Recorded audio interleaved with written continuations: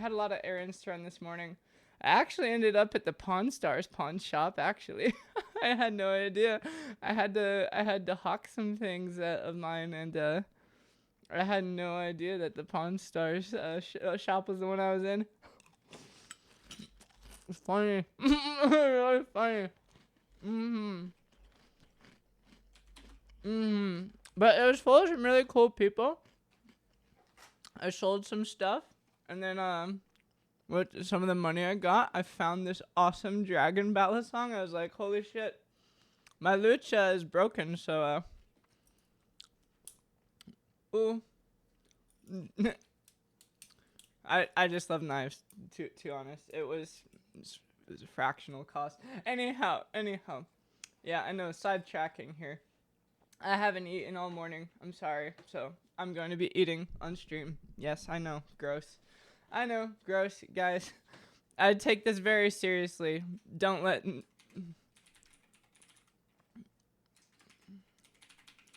me fool you.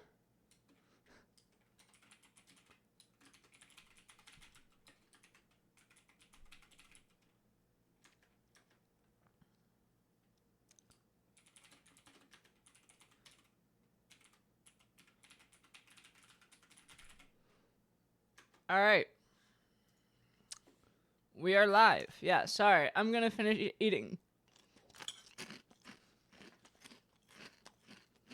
And yes, I know Fruit Loops are like the least healthy cereal on the face of the earth, but guys, they are delicious. I fucking love Fruit Loops, guys.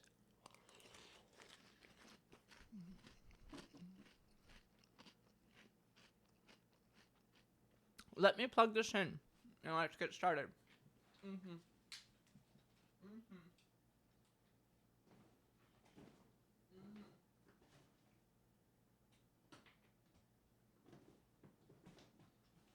I also,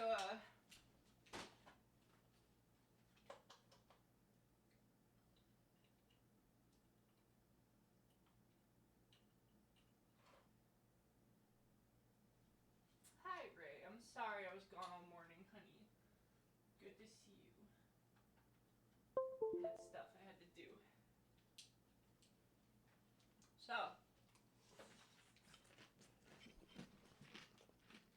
let's talk.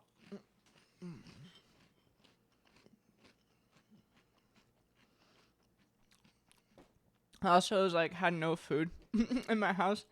And technically, no, you don't have to eat food in physical reality, everyone. Technically, you don't. However, if your consciousness is not to the vibrationary state where you can provide your own life energy force, you have to eat. I have to eat just like all you guys. Don't get me wrong.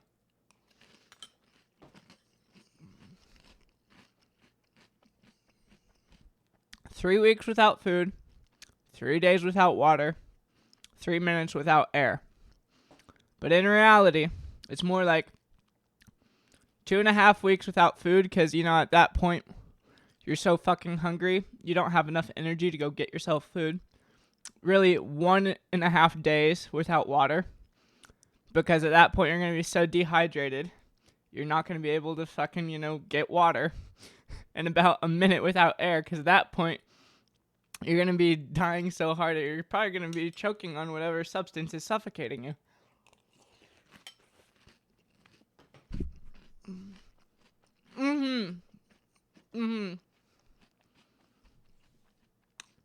Anyhow, I also ran into a neighbor of mine who I told them what I was doing right now. And they're like, yeah, you're probably going to die. And I'm like, thanks. They're the words of encouragement.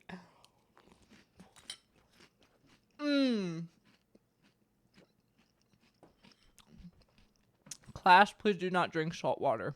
Please do not drink salt water. So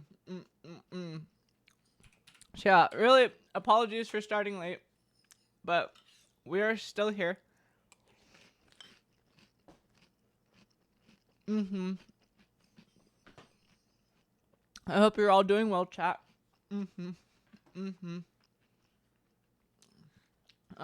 The more people that know that this is going on, the less likely chance I will die, so just putting that out there. Just putting that out. Just putting that out there. You don't have to share the stream, but it would be nice if you did.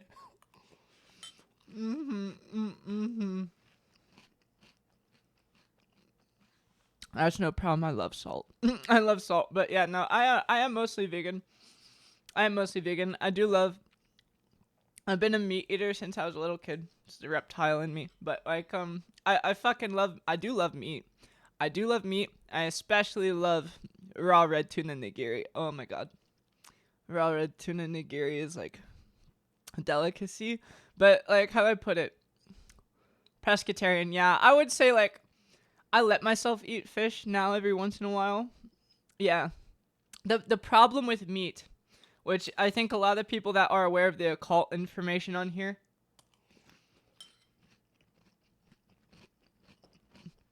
just tend to eat meat. Now, is it lower vibrational in being vegan? Technically, yes. With that said, most of the meat on this planet today is poison. Why I avoid it? This is going to be an interesting side note topic on the infinite energy stuff, but the occult. Why is this so? Why is most of the meat poison?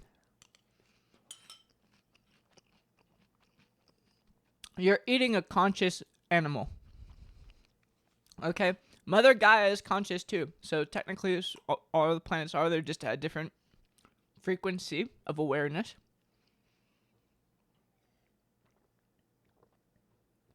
And when you put animals through the bad living conditions that we do for our cattle and livestock for providing for the food supply chain, all of that fear gets embedded inside of their body structure. It's poisonous. It takes years off your life. It's bad for your health. Same with high amounts of sugar and processed foods. But like I said, guys,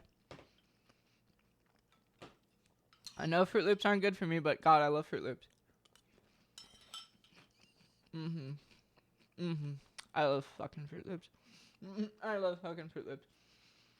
On a other side note, hunting. If you do eat meat, I'm not telling you to stop eating meat. If you're a meat eater, eat meat. But I do think, personally, even though a lot of people would be like, that's just some conservative bullshit. No, don't even get me started on the Second Amendment rights on this one. Don't even get me started on the 2A rights on here. But when it comes to meat, I think personally, the best meat that a human on this planet, as of this time today, could eat is if they went and hunted it for themselves and did the hunting process properly. That would be the most purest form of meat you could do, in my opinion. But that's just me. That's just me. About consciousness, his belief that something does not come from nothing, but the difference is... No, everything does come from nothing, my friend. That's what null space is. You're misunderstanding it. You need to go rewatch Occulted. Do I need to pull up Occulted again? Did you pull up the Filthy Frank Chef song? Yes, this is on my fucking bookmark tabs. No, okay. You do get something out of nothing. Because the universe is a singularity. So nothing, it made everything. This is true. The reason is for fun. The truth is not cognized by reason. What to do? No, the truth, you're not, no, something does come from nothing. You're misunderstanding it. Leo, I'm not trying to be rude to you or anything. You can believe what you want to believe, but this is not the correct belief. I will not have these things in my chat also. So, I hate to be like that, but, you know, I don't want people getting confused when they come here. Something does come from nothing. That's what null space is. That's what the center gap, pure unbound consciousness, eternal infinity is. That's why our universe is a 0 equals 1 singularity. That's why all the energy adds up to 0. That's why it's called the 0 point plane. It's because it is a nothing that made everything. And the why is because that nothing that made everything, that nothing is simply just the fact of awakeness. So we made the everything for fun. Because the awakeness has emotion to it. So do you and I. Emotion is what gives life its meaning. Bliss. Happiness, fulfillment of emotion. That's why we decided to do all this, even though there is bad shit. Because there has to be bad shit and good shit when you exist in a singularity. The first way out of it is a polarity, which manifests bad and good.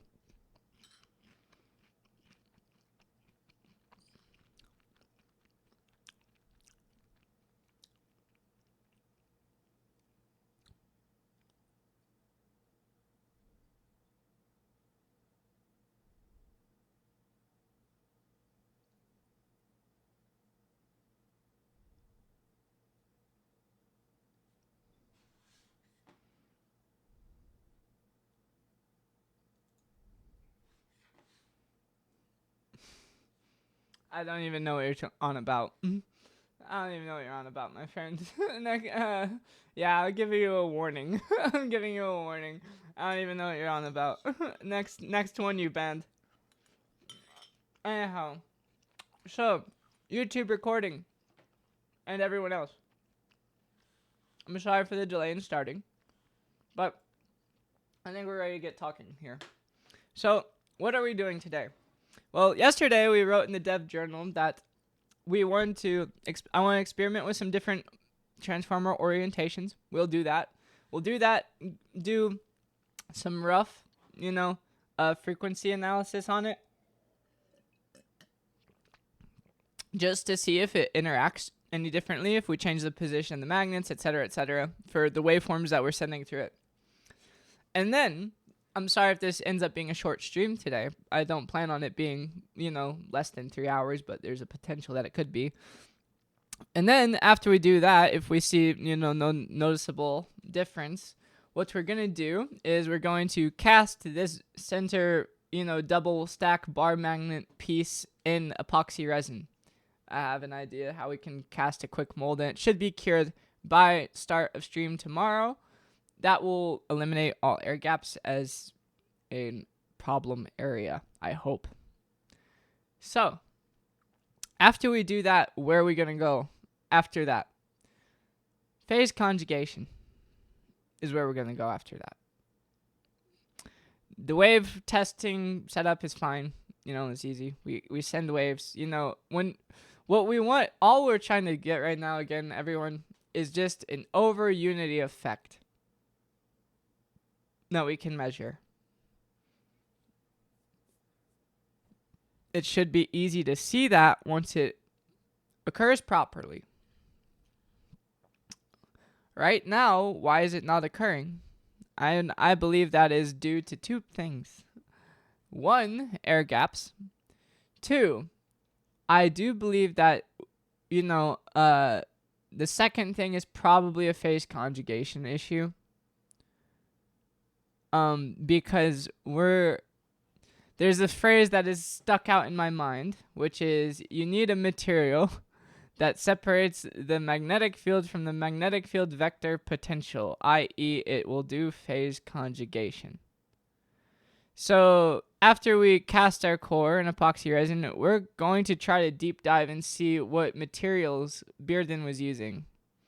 We'll either look through his YouTube videos that people re-uploaded over the years, or, what have you. So that's what I think our plan is. So let's begin with testing different magnetic orientations of the dipole, and then we will move forward. That's the plan for today. And then, after we could spend a really long time on the phase conjugate part, but quite frankly, at this point in the development process, after thinking about it, last night, guys, whenever I'm not on this stream, I'm basically thinking about this thing. I think the setup is actually fine. I think that, personally, if I were to tell you guys my personal internal monologue thoughts, we should just skip everything I've been saying and just go straight to investigating phase conjugate materials. But we're going to fucking, fix the air gap problem first, and then we're going to go there. So, that's the plan. that's the plan. Bear with me. Let us get started. I'm going to go put this down, and then we'll begin testing. Mm-hmm.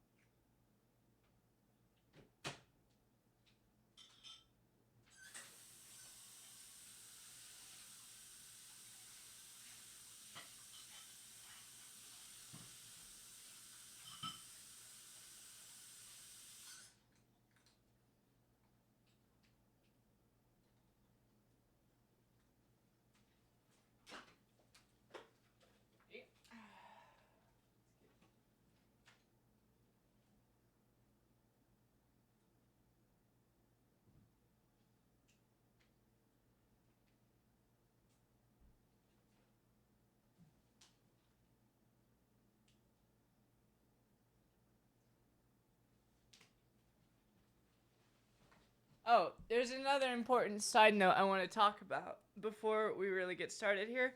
And this is a side note mainly to the secret societies of the planet that are aware that I'm doing this work. No weapon formed against me will ever prosper, my friends. So stop with the fucking scalar electromagnetic illness projection shit. It's not cool. What is that, everyone watching? Well, if you went and deep dived, let's actually just pull it up really quick for the record. I'm a person that doesn't get sick very easily. I haven't been sick in years, guys. I haven't been sick in years. But you know what?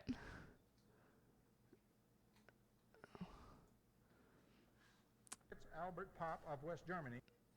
Lieutenant Thomas Bearden has already, blown the whistle on the fact that the occult Russian secret society, and Robert Courier or whoever the fuck figured out how to induce any healing or sickness electromagnetically, because obviously, since the universe is a electromagnetic hologram of sorts, and our physical bodies in the Higgs field are tied to the electromagnetic field, mass cancellation, you can induce mass sickness onto a populace or an individual in the population through electromagnetism, projecting scalar waves through a person's biological scalar potential in their cells of their body. You can induce illness electromagnetically. I had the worst fever of my life last night.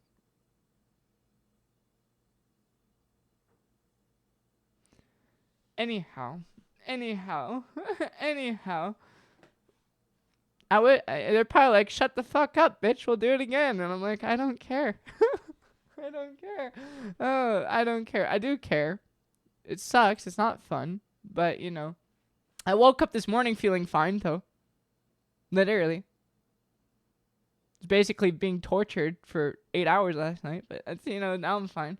Anyhow,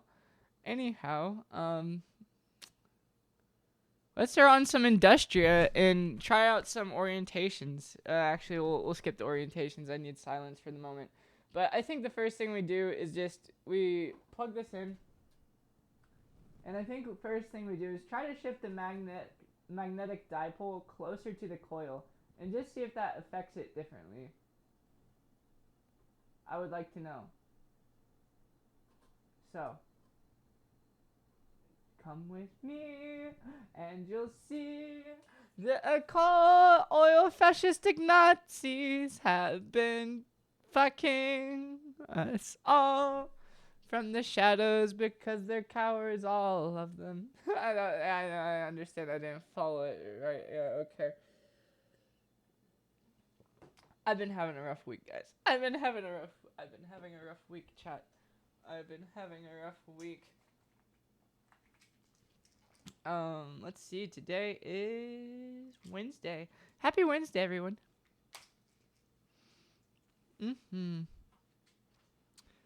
Happy Wednesday.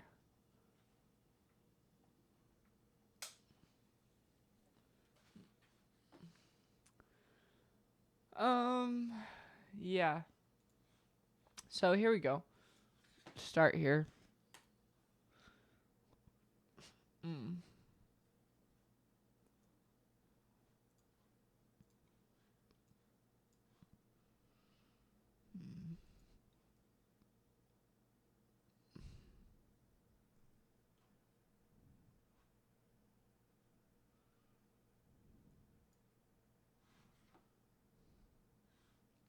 Let's try a ramp wave today. Basically looks kind of like a salt wave, but this is going to essentially just be a easier version of what we were doing yesterday with the custom waveform. I know Finding mentioned in the chat using a impulse control wave. This is gonna kind of be a mix between what I was doing and what Finding was suggesting, especially if we can change the the time until the beginning of the next impulse. Dude, let's turn that to 2 volts. And let's 0 offset. Oh, that's actually very interesting.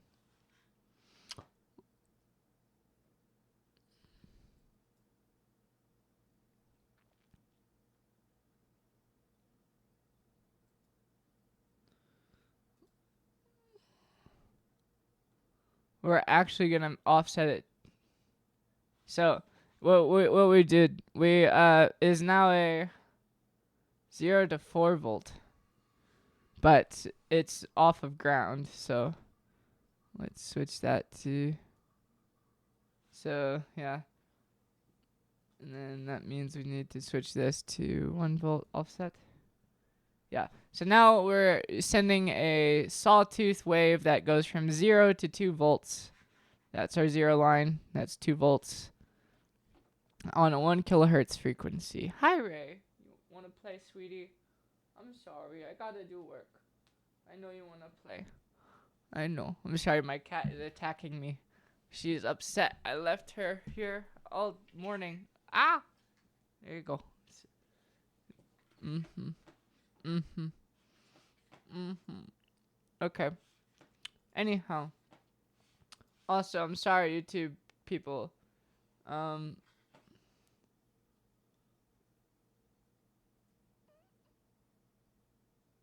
Yeah. Yeah, dude. All ISPs are literally... they have one job and they all do it poorly. Except, like, anything that has fiber optic internet, they're basically God, but, Oh, man, that sucks, yeah. That sucks. Anyhow, let's run this, see if we got it on the scope. Yes, we do, everyone.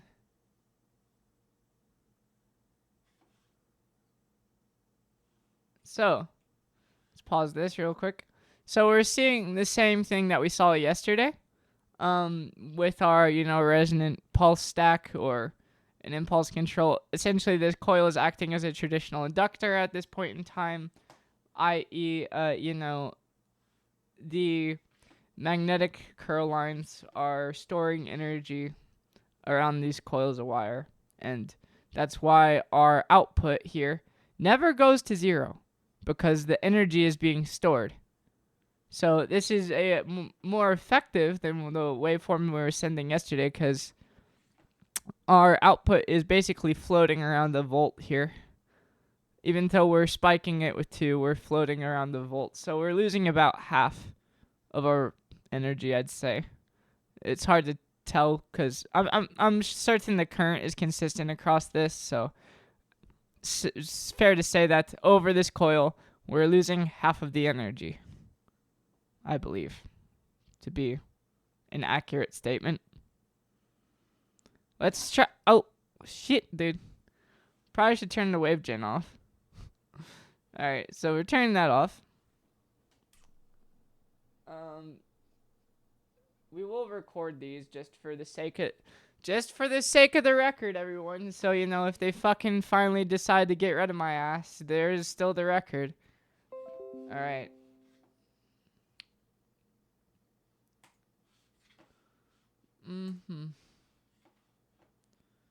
Let's open Git.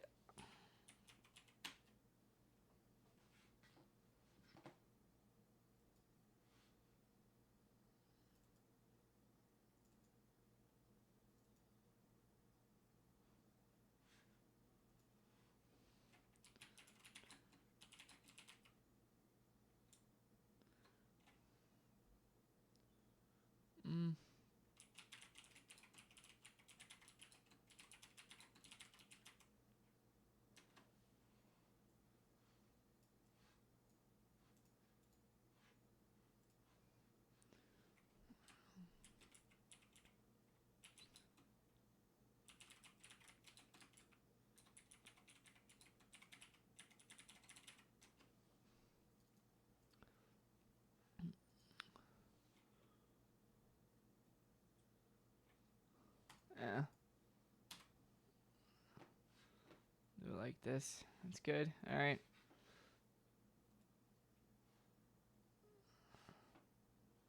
Oh, I forgot to get the location, didn't I, guys? I did, damn it. Show and explore, please.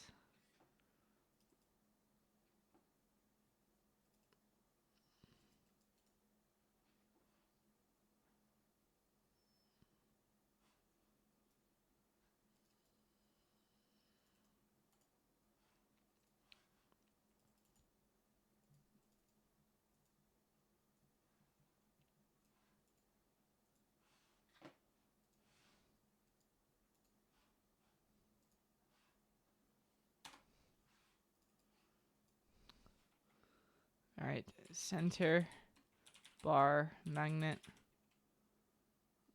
Save that. We'll shift this as close to the, trying to keep the transformer core intact because again, there is still a split in one of the sides. We'll just try to move this as close to the coil as we can and see what that does. So now we're trying with a very close to the coil as we can be. Alright, as close to the coil as it can be. Basically touching the coil. Let's try that again.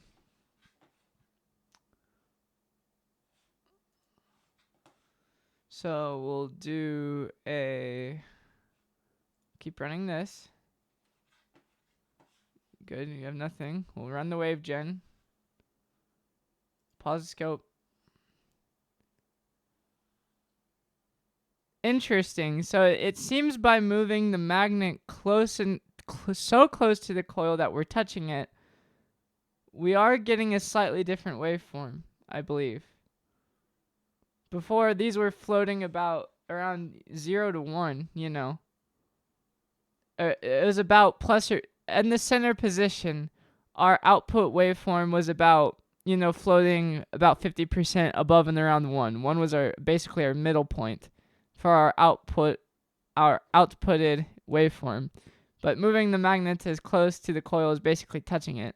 It seems we slightly shifted it up. My guess is the closer the B field coming out of the dipole is, the less lossy, the more that the flow of the magnetic current is stronger now passing through this. So let's see. We should also capture one without the dipole at all.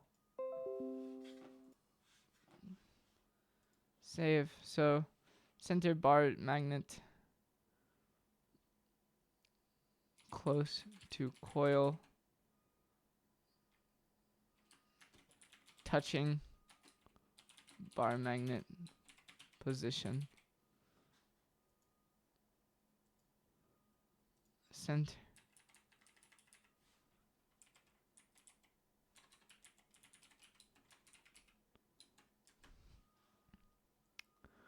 Alright, and then this is closest to coil touching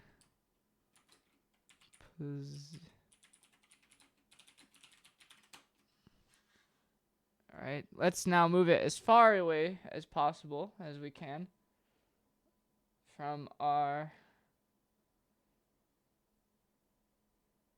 coil. Unfortunately, we can't rotate it 90 degrees.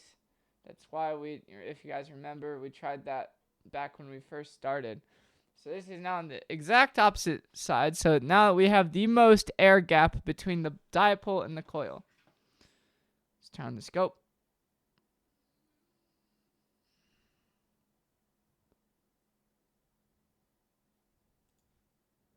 So that's actually quite crazy. When I don't know if you guys can hear this, but when I moved it down to here, it started making a noise.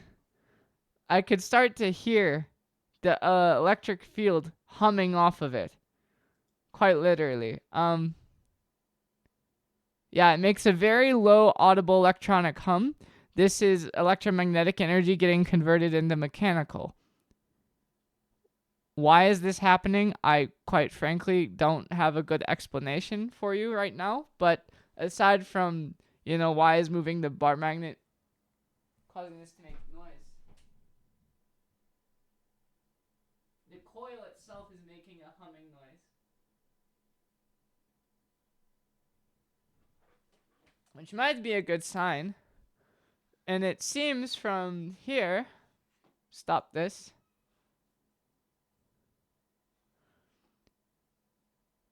It looks like that increased the I want to say it looks like it increased, but we'll have to compare it in a second because it looks like maybe the differences are too minute now. Very interesting. I'm gonna turn it off because I don't know if you guys can hear it or not. Maybe I can try to get audio in for the. Let's turn it on just for the audio. Just try to get. I'll put the mic as close as I can to it. I'm sorry, you guys are gonna lose the camera for a second because it's attached to my mic stand. So I'm gonna put the mic close to the coil, as close as I can, so you guys can maybe hear what I'm talking about. I'm gonna be very quiet now.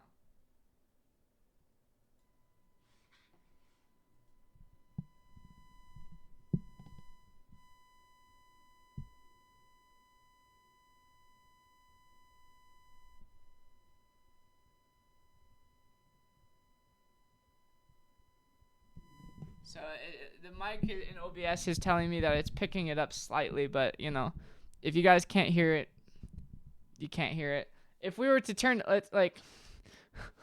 just for funsies, let's save this. Let's save this really quick. Just for funsies, we'll turn it up, and we'll turn up the volts as much as we can out of this, which is like a 5 volts maximum. And we'll see if it gets louder. It should get louder. Farthest from coil, touching uncoiled side.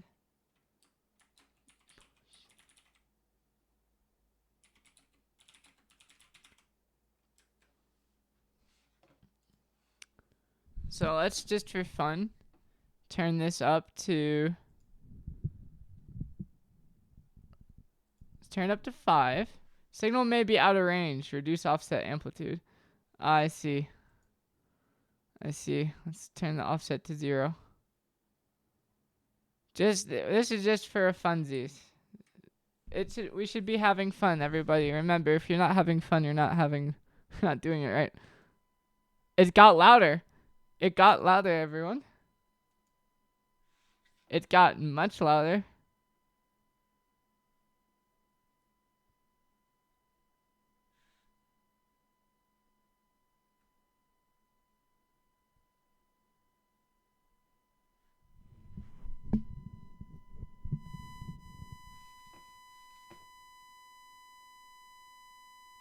Yeah, you guys should be able to hear that now.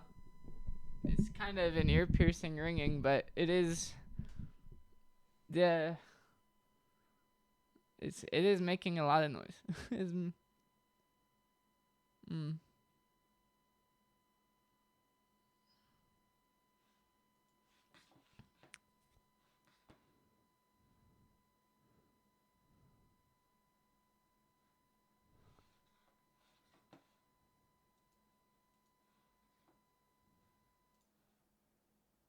I wonder. So it thereby goes that if we turn up the frequency, guys, from 1K, let's turn it up by a factor of 10. Let's turn it to 10K. It should be higher pitch now, right? Everyone, my musically inclined chatters. I can't even hear it.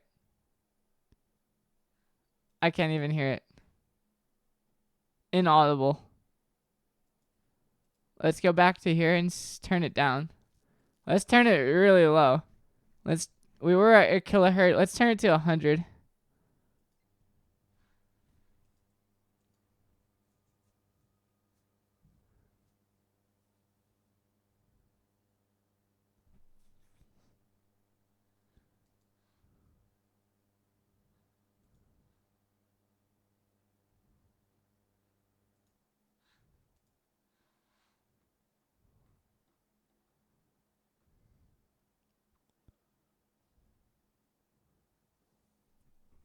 Yeah, 1 hertz. We're basically receiving the same thing. It's acting as a short in this case.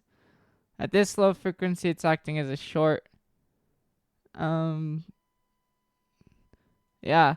So that means there's some 2K hertz is higher pitch, everyone. 2K hertz is higher pitch. But this essentially means that our coil still acting as an inductor here. But typically I feel like this is a quite interesting. All right, let's turn it back to, actually let's do 5K really quick. I'm just curious. Very high pitch. Very high pitch.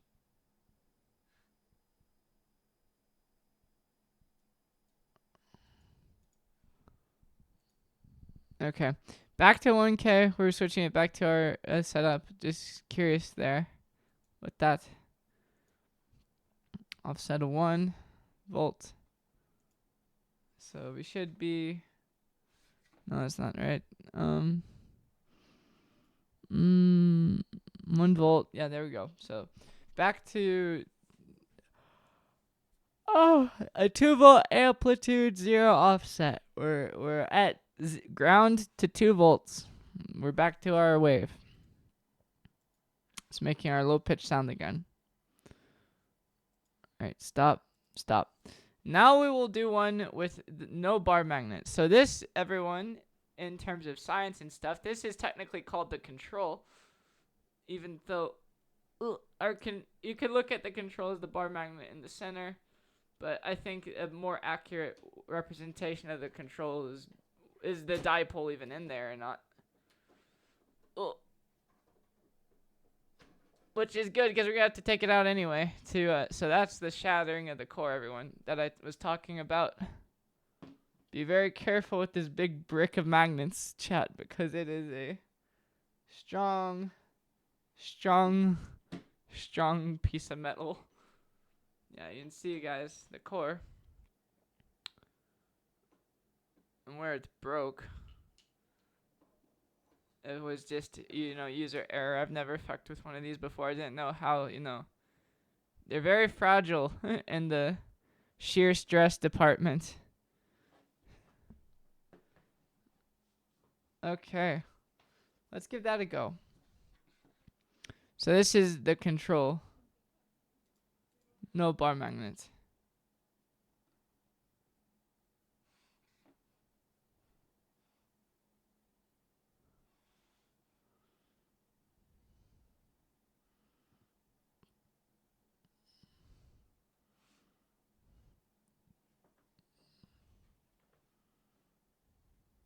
Get our scale the same.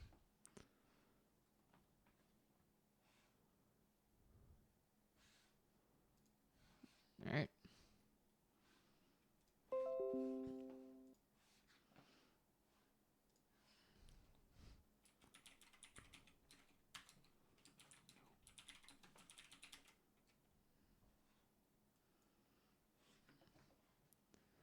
So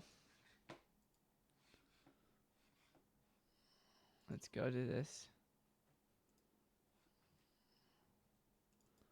So center position bar magnet, everyone.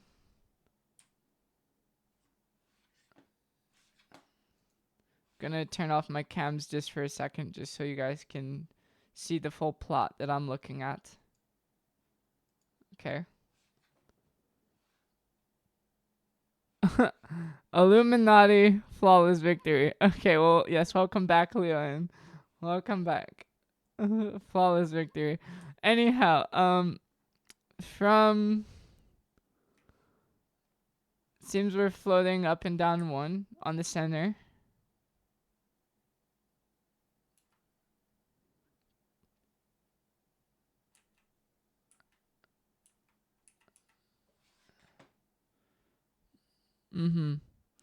So we're staying pretty close to around 1. I'd say within a quarter, less than within a quarter of a volt. 0.25 millivolts, 25 millivolts, I think. or 250 millivolts.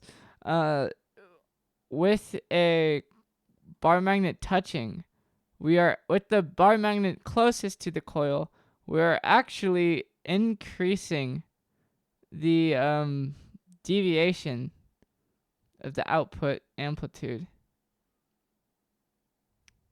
So it seems that the magnetic field lines coming off of the dipole, I know I'm holding it to the camera, but I know we're just talking for the recording, but it seems like that the magnetic field lines coming off of the bar magnet, once touching the coil, not only increase the output amplitude when it's close to spiking, i.e., if the polarity of the magnetic field lines are going in the same direction as our magnetic curling of the, electric field effect, then we'd see an increase, which we do see.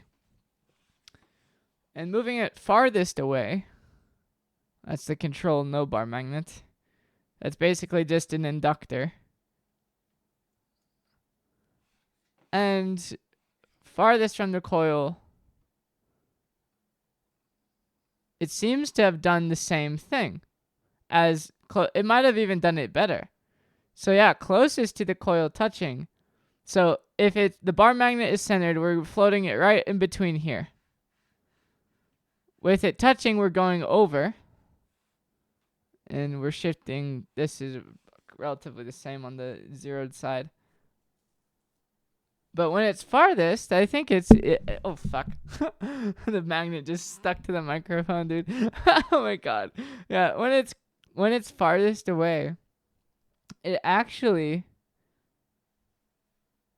does just as much as if it were. The delta is definitely decreased. Okay, so when we're seeing this, we're basically just seeing that the magnetic field lines coming off of our dipole, our bar magnet, are influencing this because they're essentially either adding or, they're adding magnetic flux to the magnetic flux that's being stored in here. And I believe that is altering our output voltage and energy. So, for use purpose, why is this useful? We could now know which position in the coil would the bar magnet be most effective, i.e.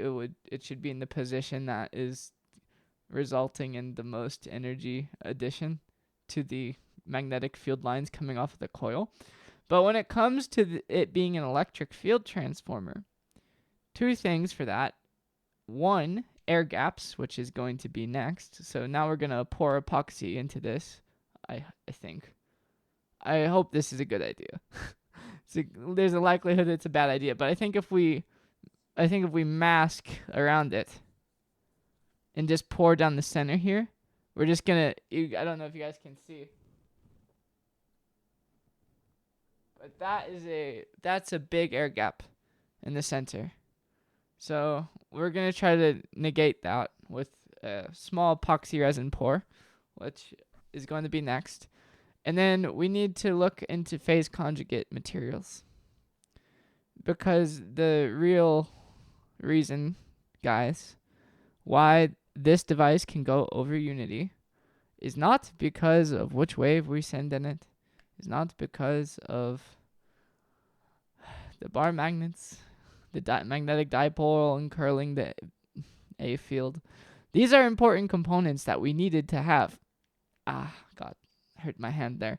These were important things. We did not waste the last 5 days of development, everyone. We did not. These are important things. We needed to do them. But the real over unity effect is a material effect. It's the Aronov bomb effect. We might have to go read, which means what are we going to spend our time after we pour this epoxy resin? So we're going to go pour epoxy resin into this. And then what are we going to spend the rest of the day doing, everyone? Chat. We're going to spend the rest of our day reading physics shit. So I hope you guys are excited. Modern thermodynamics.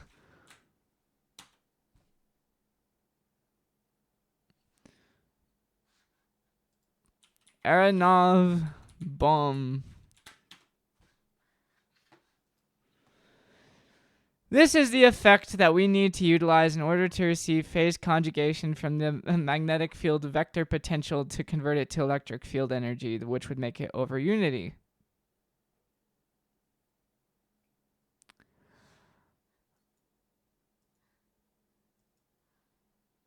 Occult secret societies of the planet, please don't fucking kill me because I just said that. Yeah, but really, so, like, guys, come on, change needs to happen. Change needs to happen. I'm not saying corporations need to go die. I'm not saying government needs to go die or anything like that, guys. I'm not saying that. All I'm saying is let's stop destroying the biosphere with bad engineering solutions, and let's stop destroying the lives of young engineers that want to build really cool shit.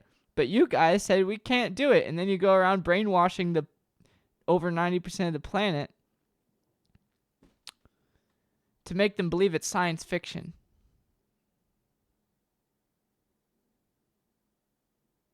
And fuck, guys, even if we get to the point here where we can't find a phase conjugate material to separate the magnetic field from the magnetic field vector potential, there's more than one way to crack an egg.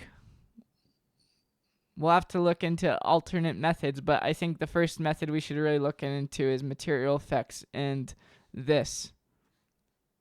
Because this is what we're going to need to understand in order to get this to work. And to be quite frank with you guys, I understand only a little bit of it. I don't understand all of it, but, once we maybe read some books here and read this, we'll have a better idea of what we need to do here in order to fix it. So, let's start with pouring some epoxy down this thing. Let's get it isolated so we can do that.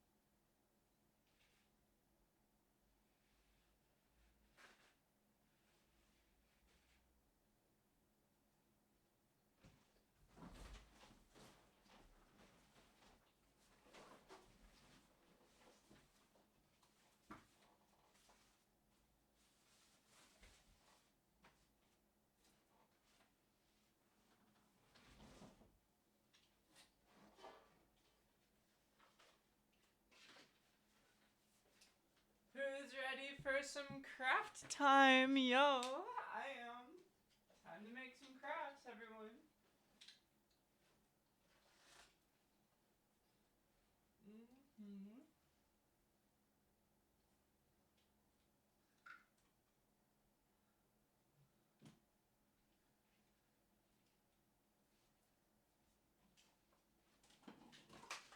By the way, quick thank you and shout out to Finding. They sent me some of electrical components from my Amazon wish list. I got them last night. Thank you, Finding. Greatly appreciated. If we get to the point in the project where we start developing a, model ready for self-powering and for, the general populace, then we can start using that equipment. So I'm excited. And, I know Finding you also sent me some safety equipment to use these, but Amazon didn't get to me in time, so we're going barehanded. Barehanded. Epoxy is a really gross substance, everyone. It's a really gross substance. Especially if you get it on your hands. It's not good for your hands. It really isn't. Let's take this out. Yeah, epoxy resin is not good for your hands. Not good for your hands. Not good for your hands, guys. It's not. It's not. Uh-huh.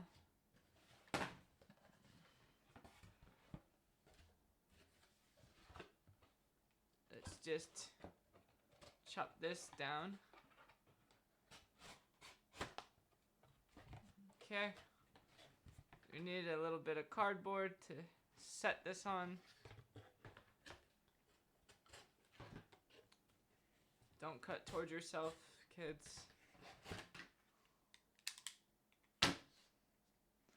Here, you guys can see what I'm doing. Yeah, so we're just going to be setting this here. Need some hot glue. Epoxy A. Epoxy B.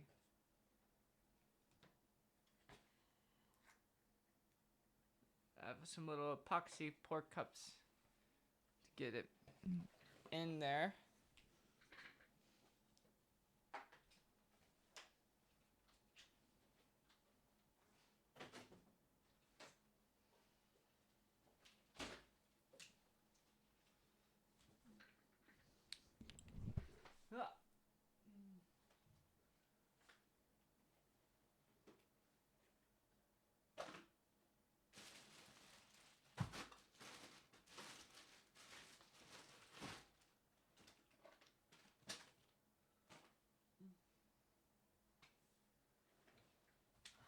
Oh god. Let's get our hot glue gun plugged in, everyone. Which means I'm gonna have to run and grab a. I'm gonna have to chat. I'm sorry. I'm gonna have to grab. I'm gonna have to grab a wall thing. Hold on.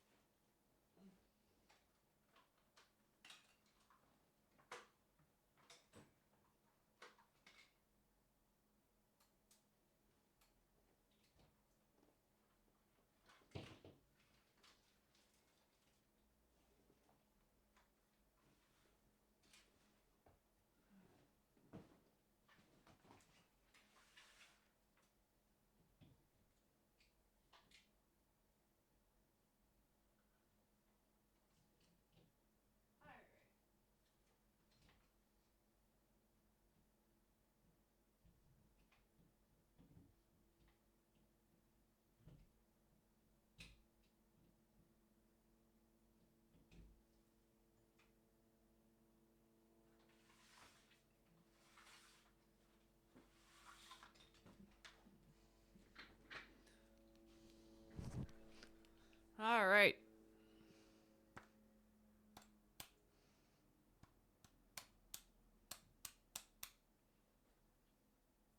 Probably tripped the breaker. Probably tripped the breaker.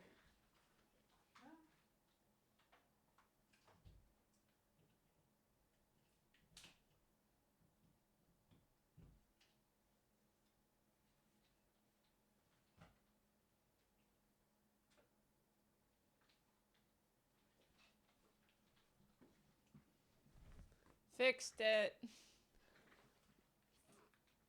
Fixed it. Fixed it. Alright, so we can kind of set the epoxy actually on the floor for a sec. Shit is always a mess. Oh, dude.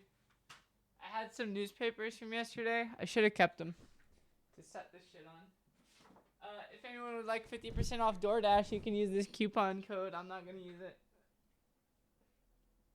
There you go. Whoever gets it first, there you go. You're welcome. Uh-huh. Uh-huh. Mm-hmm. Set those on that. Alright.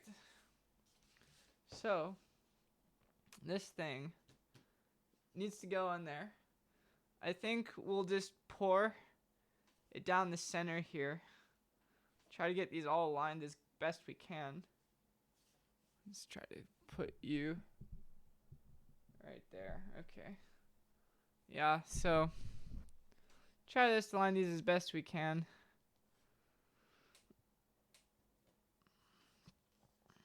This might be a completely unnecessary step, but you know, when I hear no air gaps, I take it literally, no fucking air gaps. So we're gonna insulate it. This is probably not necessary, but you know, doesn't hurt to do it, I don't think. It's not gonna stop it from being a magnet, so you know.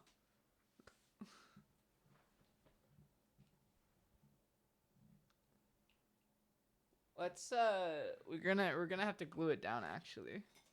Yeah, that's why I got this. We're gonna have to glue this down. We're gonna have to glue it down, everyone. Alright, that's heating up. That's heating up. Trusty hot glue gun, been with me for years.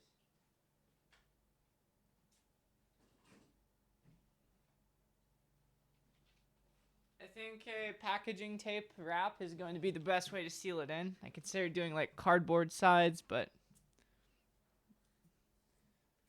I think this is going to be the move.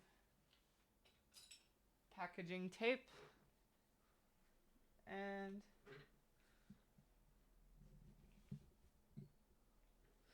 here we go.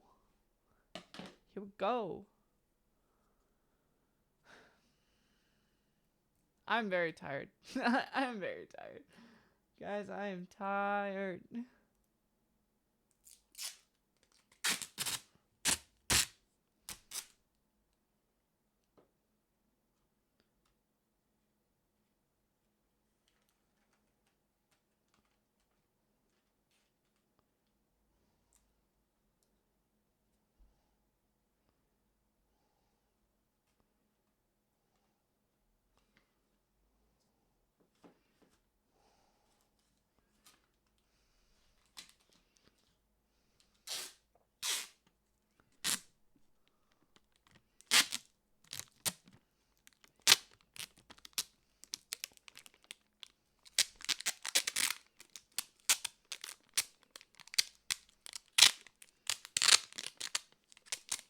Alright, hopefully that does a good job. I think that's gonna be fine. I think it'll be sufficient because now, just cut that. We kind of have a little pore volume here. See? Should be liquid tight. Should be. I hope. That's the hope at least. And now we take our hot glue and we just glue it to the base here to ensure that nothing leaks out the bottom. Get another stick or two. Hot glue. Hot glue. Hot glue, hot glue. Hot glue. Hot glue. Hot glue. Hot glue. Hot glue.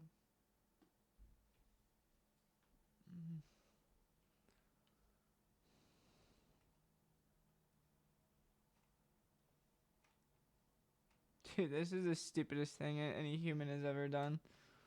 Quite. If there's a JK, this is the smartest stupid thing any human has ever done on the history of the earth. The smartest stupid thing. Not the hot glue, just this whole project is like a fucking a suicide wish. It's like a staged yeah. Anyhow, we're gonna keep going.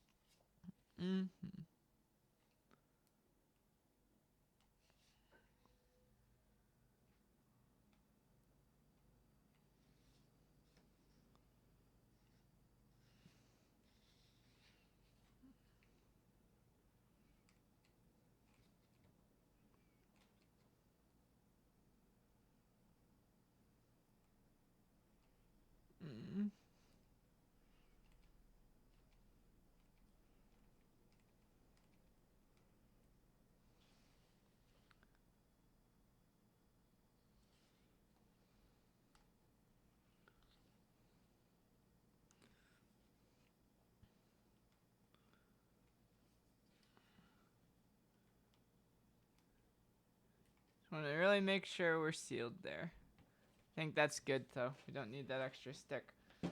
Alright, unplug this.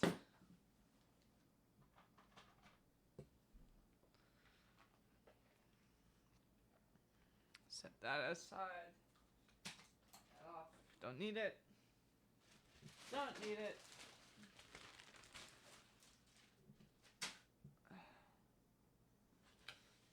Dun da da.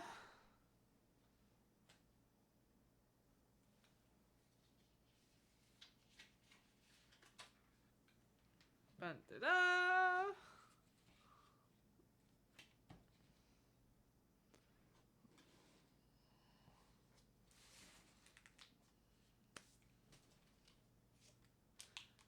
Safety first. Thank you for the air mask finding. Gas mask. P103, yo. P103, yo. P100!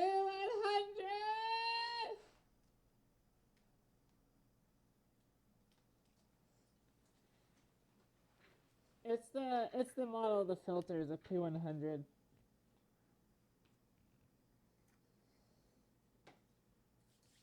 Let's get some part A and part B.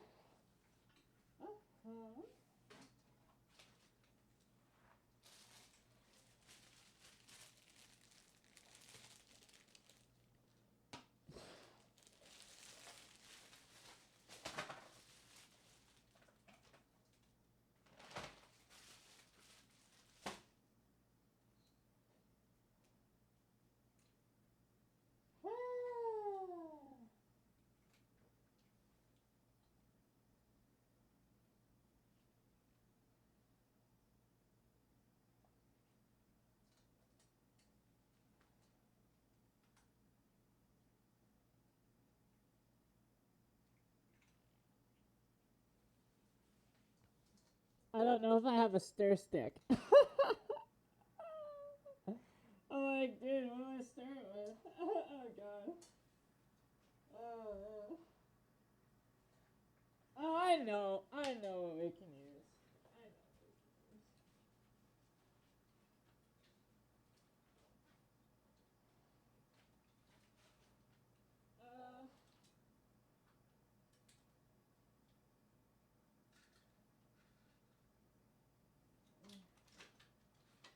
There's that.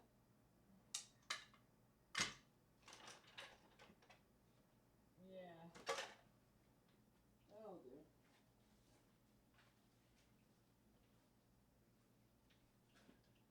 A 3D printed thing I had for is PLA. It's just a 3D printed piece of liner I made for a cosplay mold. We don't need it. We don't need it. Alright. A and B.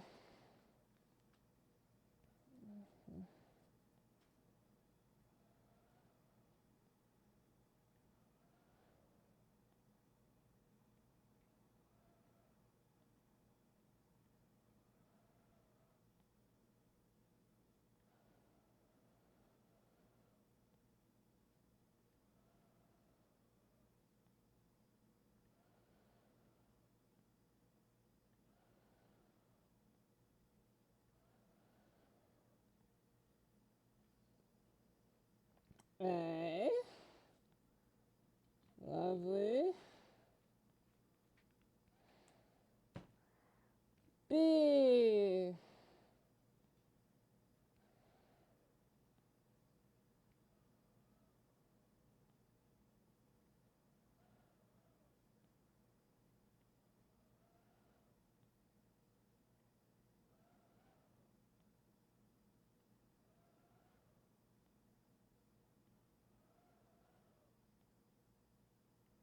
That's good enough.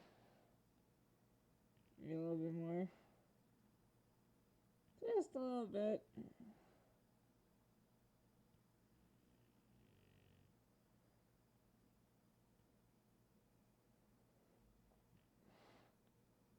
Alright.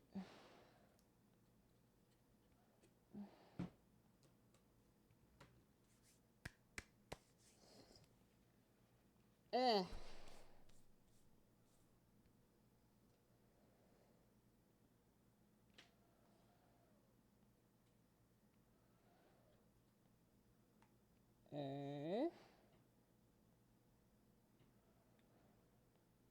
Gotta scrape it, everyone.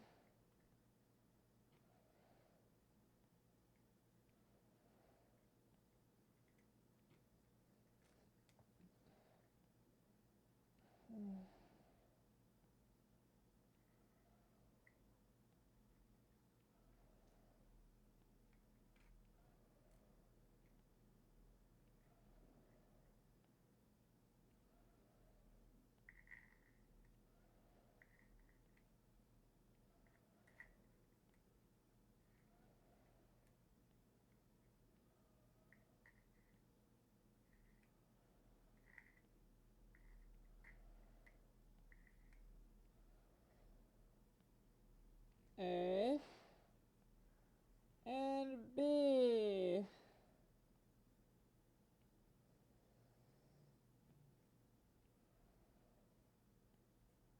And B.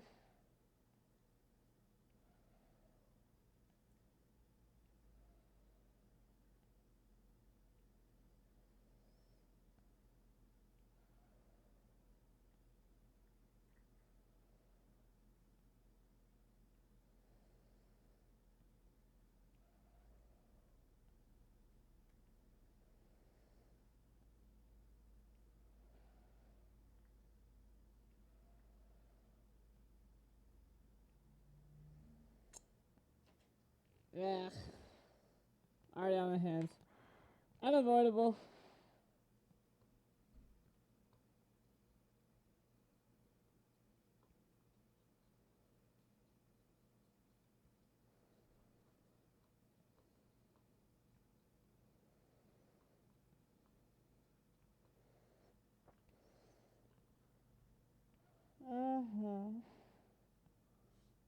Alright, there we go.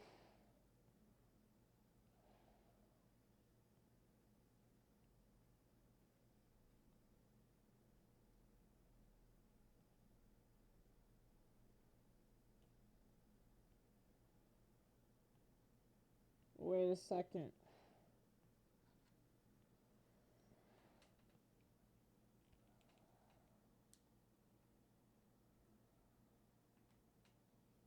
I hope that works its way down.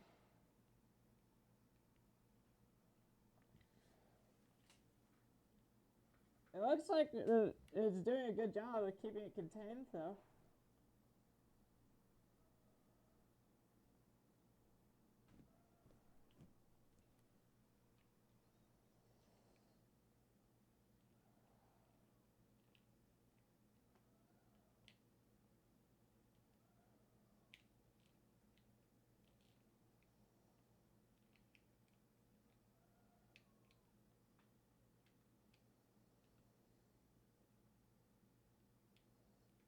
Yeah.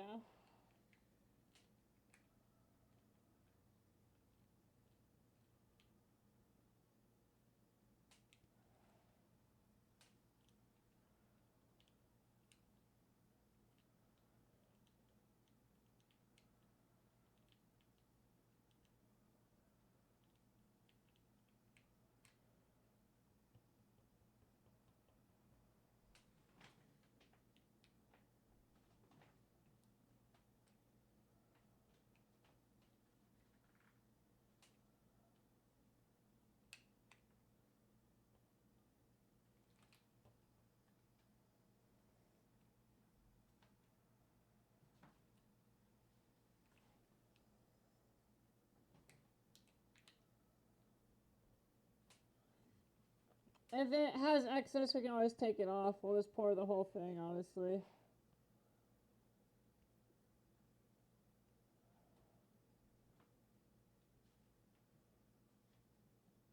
Maybe not.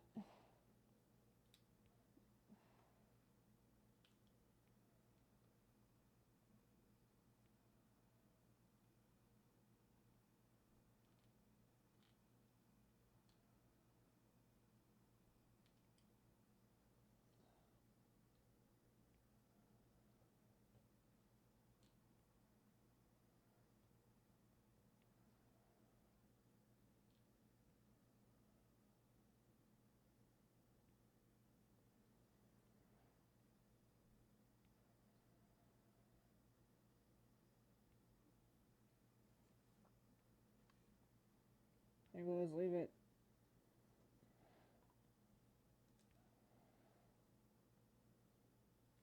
I'm gonna throw this away. Should get out of here.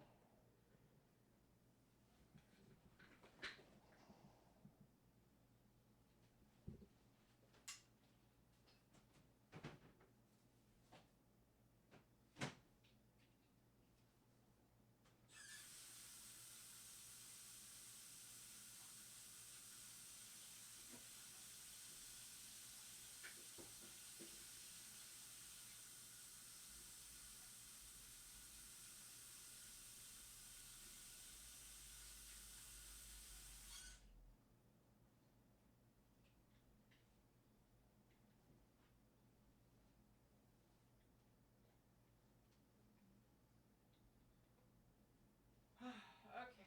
Whew.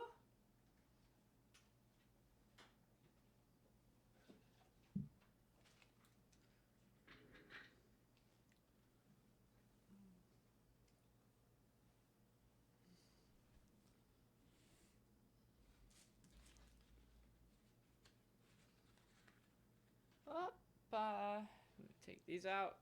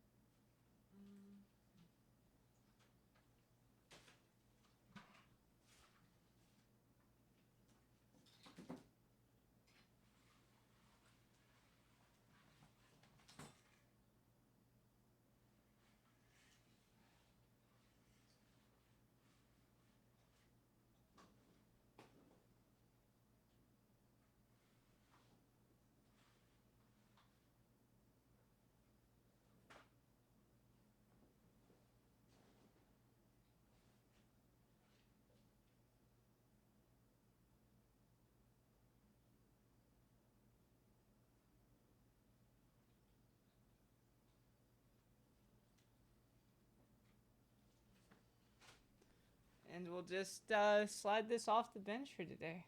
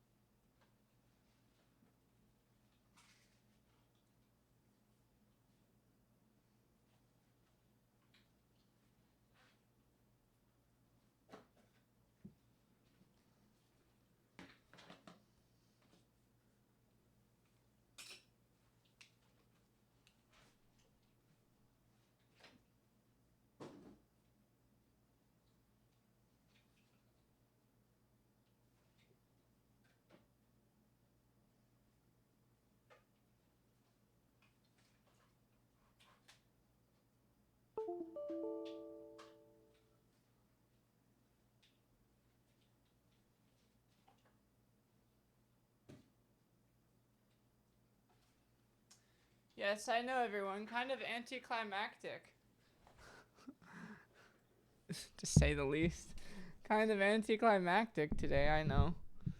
But, how do I put it? There's not much else that we can do at this point. Let me take these off just for a second because I need to undo my hair.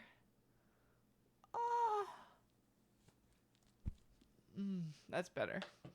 That's better. I love my horns to death. I really do. But, you know, I am a human. You gotta take them off every once in a while.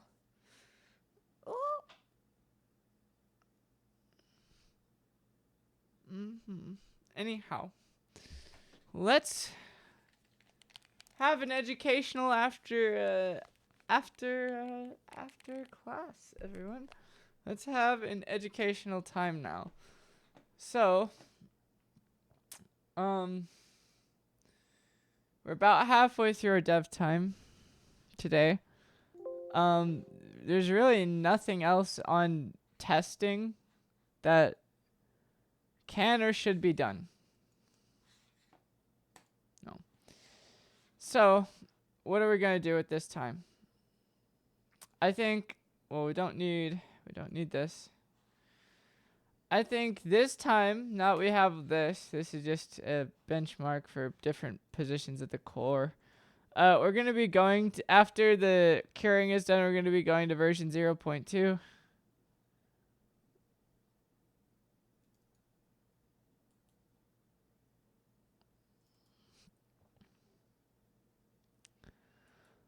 Yeah, we'll update the dev journal and shit. But basically, what needs to be done now, everyone? We need to understand phase conjugation. Particularly me, since I'm the one building it. Particularly me. But what does that really mean for you and I, class? That means we need to do some reading. Dun dun dun. So it's time to do some reading. I'm just gonna record this as we're doing it. But before we do this, we're gonna actually enjoy some words from the man himself. For the record, because again, this is going back on YouTube tonight. This is bullshit. There's shit like this all over the internet of people trying to make the Meg, and it's like, it doesn't work, it's stupid. I'm like, no, dude, you don't actually listen to what the dude said. So I've never seen this. The phi field is probably being used. We also point out that you can use the A field, the so-called vector magnetic potential field, in a different manner from what is presently known in ordinary electromagnetics. If you will check, for example, Feynman's 3 volumes of physics, you will check in the second volume, you will find that an experiment was done to see whether or not the A field was a mathematical figment or whether or not it was a real fundamental field of nature. The experiment proved conclusively that the A field, even when separated from the del cross operator that yields B field or magnetic field, is indeed a fundamental new field of nature.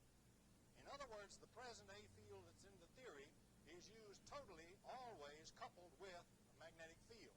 We have not explored the use of the uncoupled A field whatsoever. But every magnetic circuit, for example, that has a coil in it with the current going around through the coil has a swirling A field in it. And we can, if we wish, disconnect that A field from the magnetic field, in which case we have a new kind of field, presently unknown and unutilized in Western technology.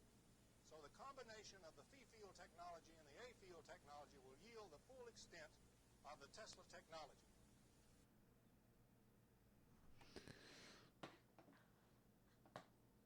Now we will listen to that. And as we pointed out, from 4 dimensions out. Everyone, by the way, quick side note. Hi, Ray. I know you want to bite me and play, but I gotta. We're watching videos in class today. Yes, and Dev Day is movie day, everyone. We watch exclusively Lieutenant Thomas Bearden clips as we begin to embark. As we begin to embark on phase conjugate materials investigation into our E-field transformer. Because that's, quite frankly, the missing piece. We have everything we need to get an over-unity energy device. What are we missing? We're missing a phase conjugate material that will allow us to switch the energy of the A field into an electric field. So we're missing the right material, I believe. Personally, my personal belief, there are some ways to get phase conjugation. So that's going to be next.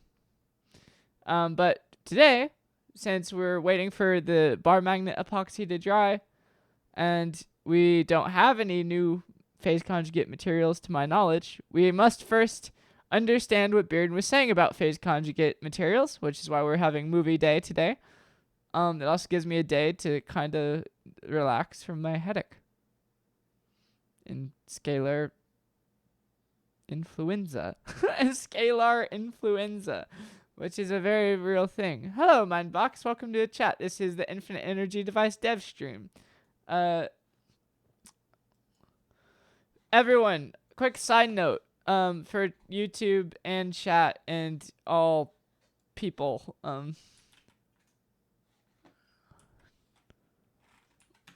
Yeah. Quick side note, guys. I wanna make a very quick and important side note here. If anybody ever wants all the materials that I've listed, or at least like, you know, most of the important ones, I don't keep them all, obviously. It's pretty easy to find the shit I'm talking about if you look at any of the links I've read texted throughout YouTube. But if you go to my channel, there's multiple playlists. One of these, view all. If you view all my playlists, there's serious disclosure stuffs. And in serious disclosure stuffs, there's not only untold history. That Dr. Greer has a lot of lectures I recommend you guys looking up. I just included the untold history one to get people caught up to speed. The story of creation of geometry through thought after school. Even though after school I know you did some anti-trans shit. All is forgiven if you know you can come to terms with this. But anyways, this is basically showing you guys set theory through geometry. I included this because Alan Watts helps me keep my sanity. Some other stuff in regards to all this, but the most important shit in this serious disclosure stuff playlist is these videos with Lieutenant Thomas Bearden. These ones are from Dutch Census channel, you know, earthquake forecasting, and it also talks about, you know, scalar biological electromagnetic weaponry that's been kept hidden from the public for the last 100 years, UFO shit, anti-gravity, you know, just the technology that was basically occulted from mainstream society since World War II. This is another Dutch Sense video talking about where Bearden basically kind of gives a synopsis of the biography of Nikola Tesla, which I think is incredibly interesting.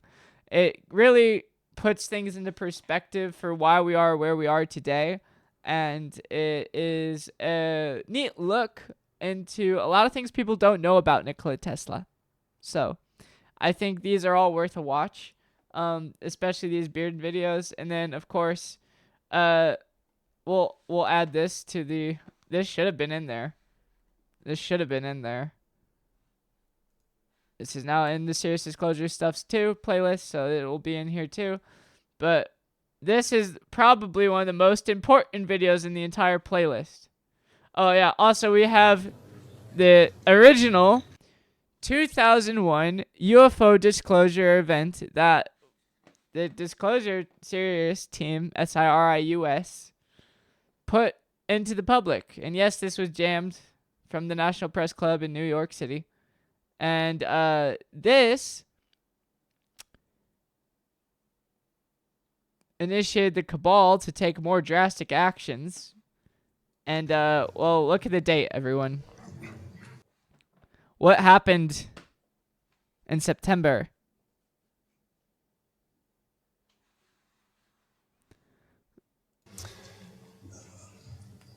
This is the first time this humanity of this planet, at least in the public civilian sector, was told the truth about electromagnetic gravitic vehicles, UFOs, and the fact that the ones flying around our planet are human-made, run by the oil and banking cartels that have been interstellar since the early 1900s. No, they don't die. Yes, cloning consciousness technology exists. Yes, you can transplant your consciousness into a new body. On top of that, they talk about, you know, military contracting work, all this other shit. All the black markets on this planet are actually run by this oil and banking cartel because governments don't actually do what you think they do. They were usurped after World War II ended, and every single, you know, every government is just a fucking, you know, Ponzi scheme to get people to think that they have control over their society when they don't. So how this is all really dark. How do you come to terms with this, everyone? class, this might be the most important thing I ever say on YouTube or live. What do you do about all this? I just told you guys that our governments are a staged fucking show, which I'm pretty sure, given the last 2 presidents of the United States, everyone's kind of aware of that at this point. The ballots have always been rigged. And furthermore, the laws they make don't actually serve those of humanity. And on top of that, a lot of the black markets, i.e. drugs, sexual things, other things, a lot of the black markets are intentional. Why is that so? Because by making it illegal, they can monopolize the control of it through the armed forces, the police, and, well, the armed forces and the police that you guys are familiar with in the public. Their weaponry and technology doesn't hold a candle to the shit that the occultists have gotten to. So what do you do about this, right? So like I can sit here being all doom and gloom, for my entire life, and I thought about it, this is shit I figured out, like I said, I awoke in all this information when I was like 19 to 21, and I decided to do something about it when I was like 22, 23, 25 today. I will be 26 in June. So what do you do about all this? You can only do one of two things.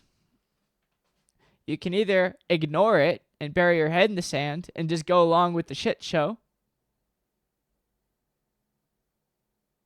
A lot of people on this planet do that.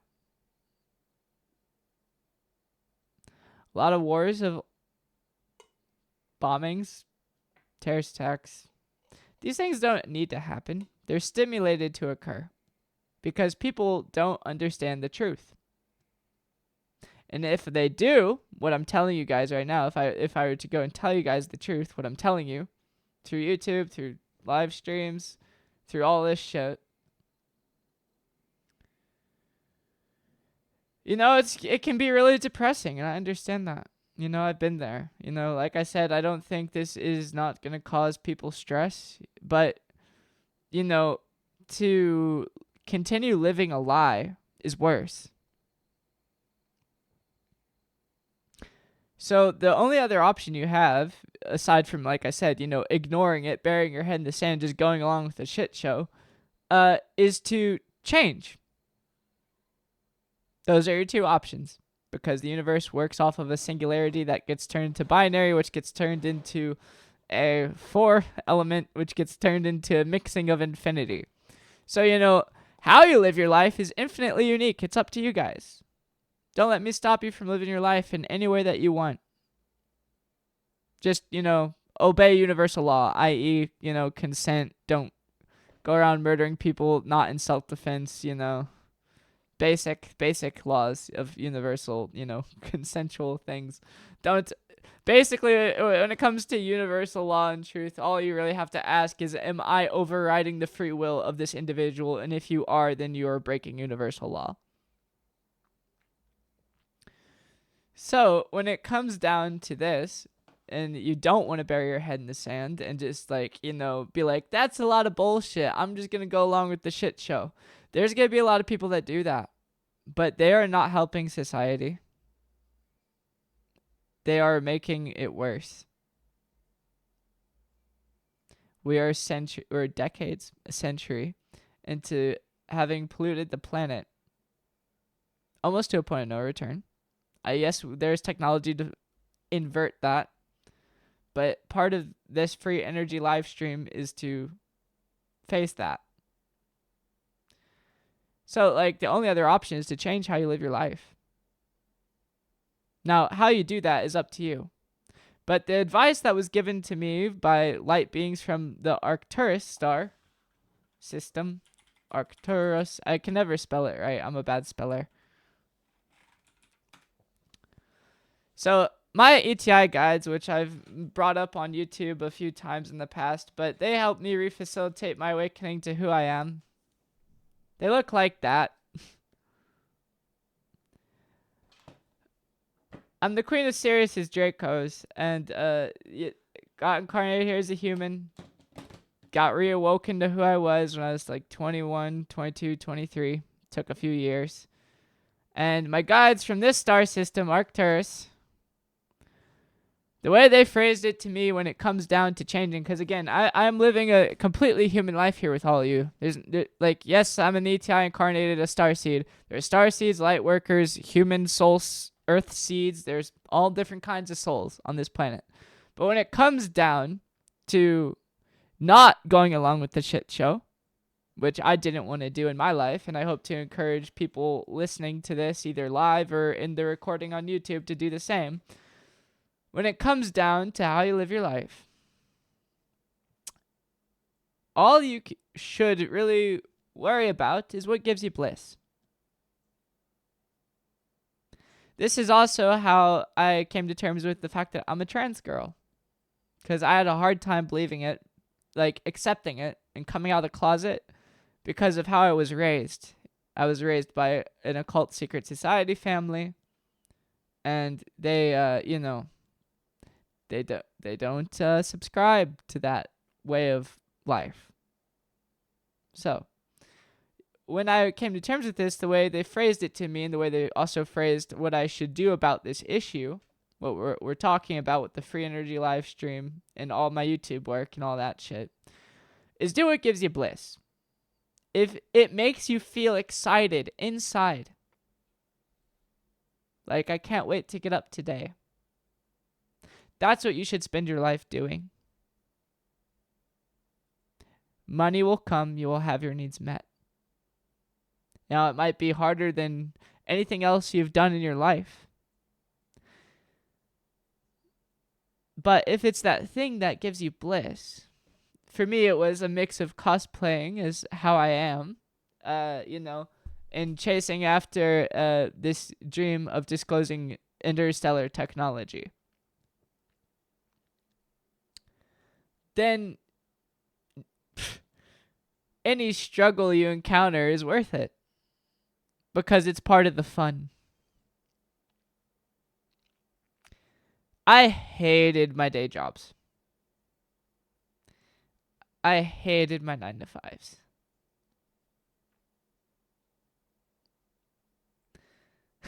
I think people that know me for a long time know that I considered literally killing myself. I did.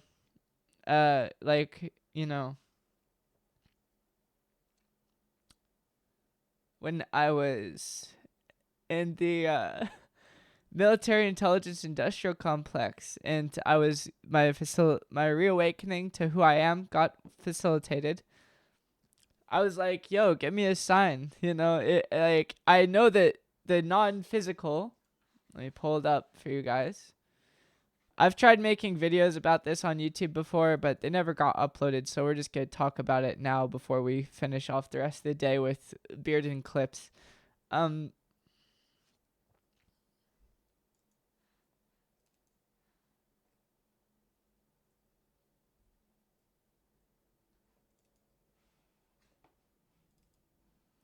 I knew all this existed, guys. I knew that there were non-physical bands of reality that are connected to the consciousness interface, and I knew that is, i.e. telepathy, was how the beings that I call my ETI guides, because they're extraterrestrials from Arcturus, were communicating with me. Okay? But there's more than just that. Like I said, there's the conscious part of the conscious field, what people would call the Most High, or, Chi, Prana, Source, God, whatever you want to call it. And I was in my military desk job, and I kept getting resonant signs, synchronicities, angel numbers, all sorts of shit that were basically like screaming alarm bells in my life. Like, the life I was living, I hated. And I was like in between, ending my own life because I hated it so much, or doing what I did with my life, which was getting rid of all my toxic ass piece of shit family, friends, lovers, etc., etc., etc., and choosing to live as my fucking self and chasing this dream.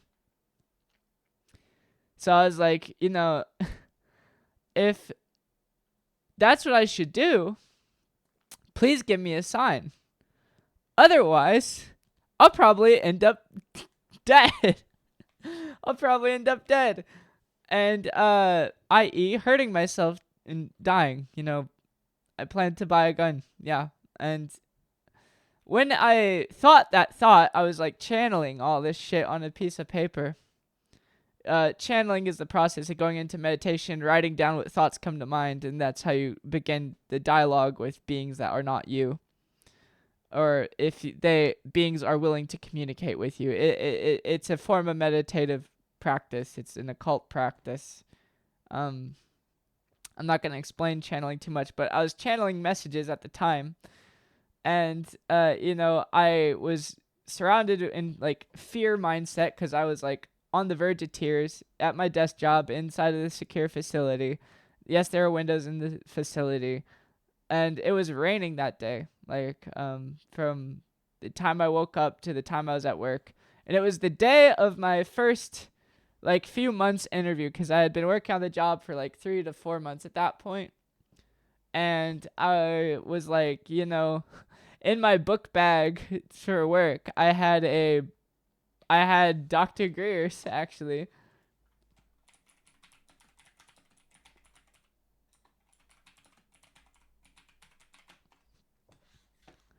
I had bought I had owned the ebook of this, but I bought a physical copy of this book, and it is basically an account of Dr. Greer's life and all the people he's talked to in regards to this issue.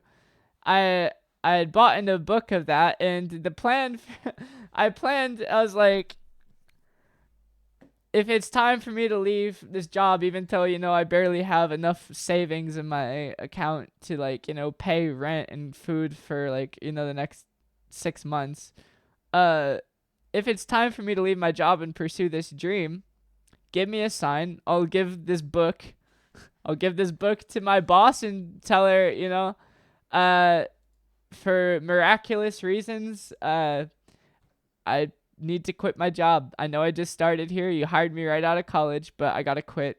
I have other more important things to do. If you ever want to know why, read this book.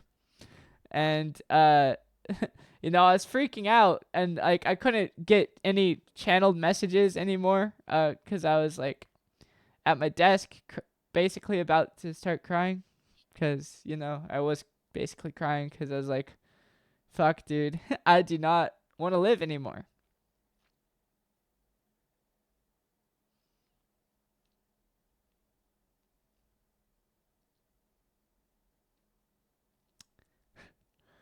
And, like, as soon as I thought that thought, I think I've mentioned this on YouTube before, but, there's such a thing as called voice-to-skull technology, i.e.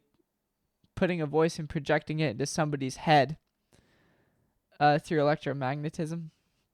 And as soon as I thought that thought, a voice came into my head that was not my voice. Trust me, it was not my fucking voice.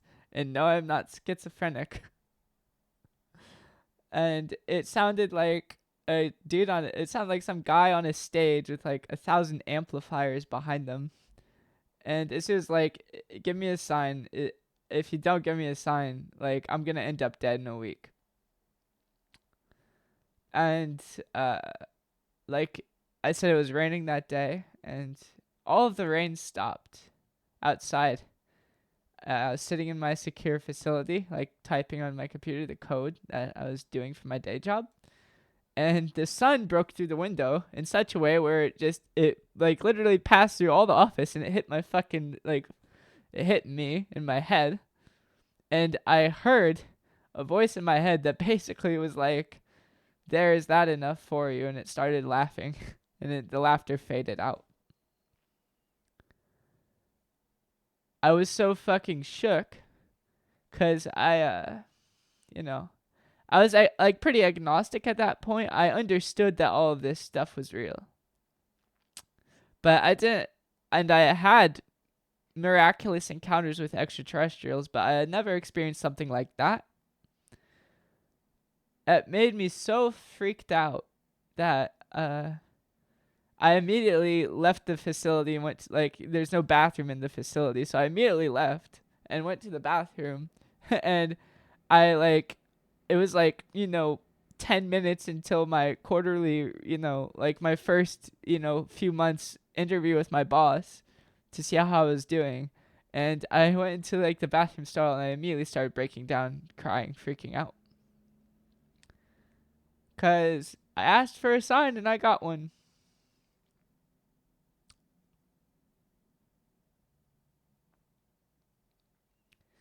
So I bet you guys could figure out what I did when I left the bathroom. Yeah, so what did I do? I went to my interview with my boss and I gave her the book. I was like, I'm quitting my job. There's a note in this book. This is a gift for you.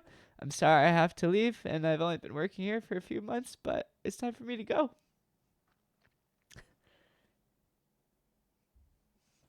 Yeah. Started pornography. Sorry I'm crying, guys.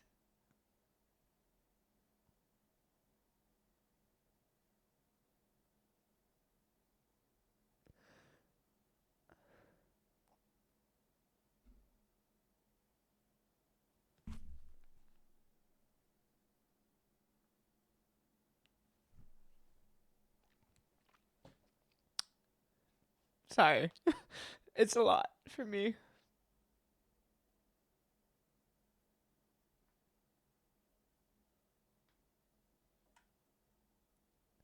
So yeah, I quit my day job and I initially started with music. I had about 10G in savings. I had saved over my life. I'd been working in jobs since I was like 16, 17, I think. Maybe it was 15. I think I'd been working in jobs since I was 15 years old. I started working at like a car wash and then like I worked throughout college and then, I worked immediately after college and the engineering job and that paid me the most money I'd ever gotten in my life. And I had about 10 grand in savings. And I quit my day job and I started with music. I started with music. Why? Because I love music and I figured that that would be a good way to start making a name for myself. If you guys couldn't tell, a lot of your safety in regards to this topic is just how much the public knows you. Because if the public knows you to some degree, then you are less likely to be caught in a wet works operation because it would confirm everything you're talking about. And the whole goal of the occult is to keep it hidden. So I started with music. I started with this shit 2 years ago. And I made some other songs, but, they didn't really go anywhere, which is fine. I still love the music I made. And, I took them down. They're all under my dead name anyway that, my biological family gave me. And as I say, I don't want them in my life anymore. Your blood is thicker than water. It's who you bleed for. Your biological family isn't, your actual family. Your soul family is your soul family. Your soul family is your family. Anyhow, so start with music. That didn't work out well. So I think I officially left my job like September to October. I fully started working in my government job. I think like in July or so. I know I started working in it in May when I graduated, but I still had school to do. Like, I still had one class to finish up. Ironically, it was set theory mathematics, everyone. I wonder why I harp on that shit so much, but it was ironically set theory mathematics, and I was taking that over the summer after I graduated just to finish it out for my credits.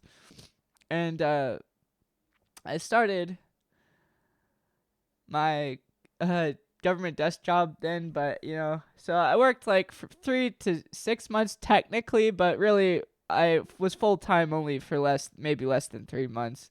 And when I finished, that I started with music, and that I did music for about 2 months, and I learned a lot. I learned a lot about the music industry in those 2 months. The most important note for anyone trying to make it in the music industry is simply don't give a fuck about what anyone is doing or what any label is going to give you or anything like that. Just make music that sounds good to you. And if it makes you money, great. And if not, at least you released it. So, music didn't work out, obviously. So, by December of that same year that I quit my job, I ended up working in a warehouse. And I also started stepping out of the closet more because I had already came out to my family and they already rejected me. So, that was a big nightmare. And then, by the end of that year, I'd cut them out of my life. And then, for the following year, cut all my, friends out of my life. Friends out of my life, and then etc. etc. If people don't respect you for who you are, trans or otherwise, they're not your fucking friend. If people don't see you for who you are, they're not your fucking friend.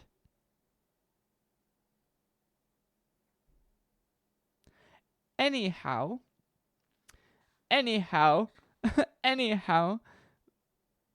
moving on.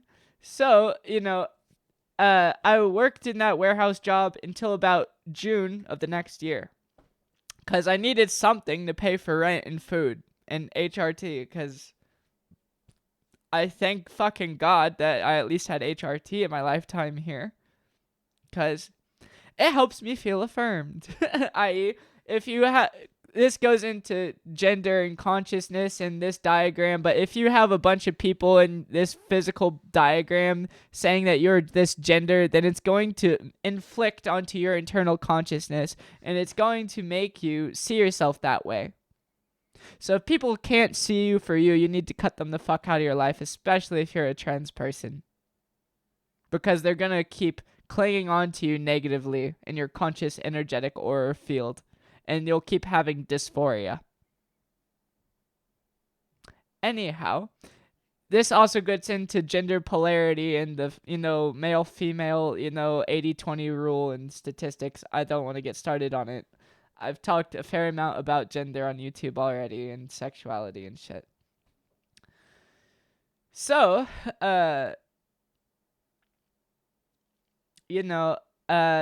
I started coming out of the closet more and doing porn through FetLife. FetLife, everyone, is a great website, but I can't show you guys anything here because it's Twitch, so, sorry. 18 plus, everyone. But I started, showing porn to myself as another way to make money, OnlyFans, live streams, that sort of thing. And that is currently what I do still today. And I'm very fucking blessed and fortunate to do it.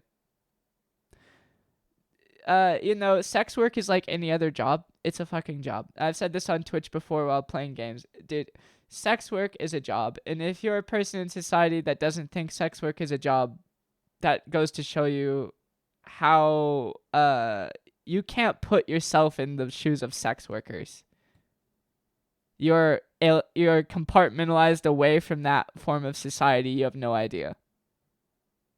Sex work is like any other job. There's parts to it that are lovely, that are like, this is the best job ever. And there are parts to it that you'll be like,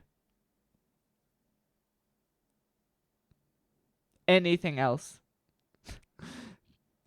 Yin to the yang of it. There's good and bad in all, everyone. Okay, there's good and bad in all. But the main purpose of what the free energy and all this other shit that I talk about is because our traditional 9-to-5 jobs are not symptomatic of the fact that we need jobs. They're symptomatic of the fact that we live in financial slavery. Because of the oil,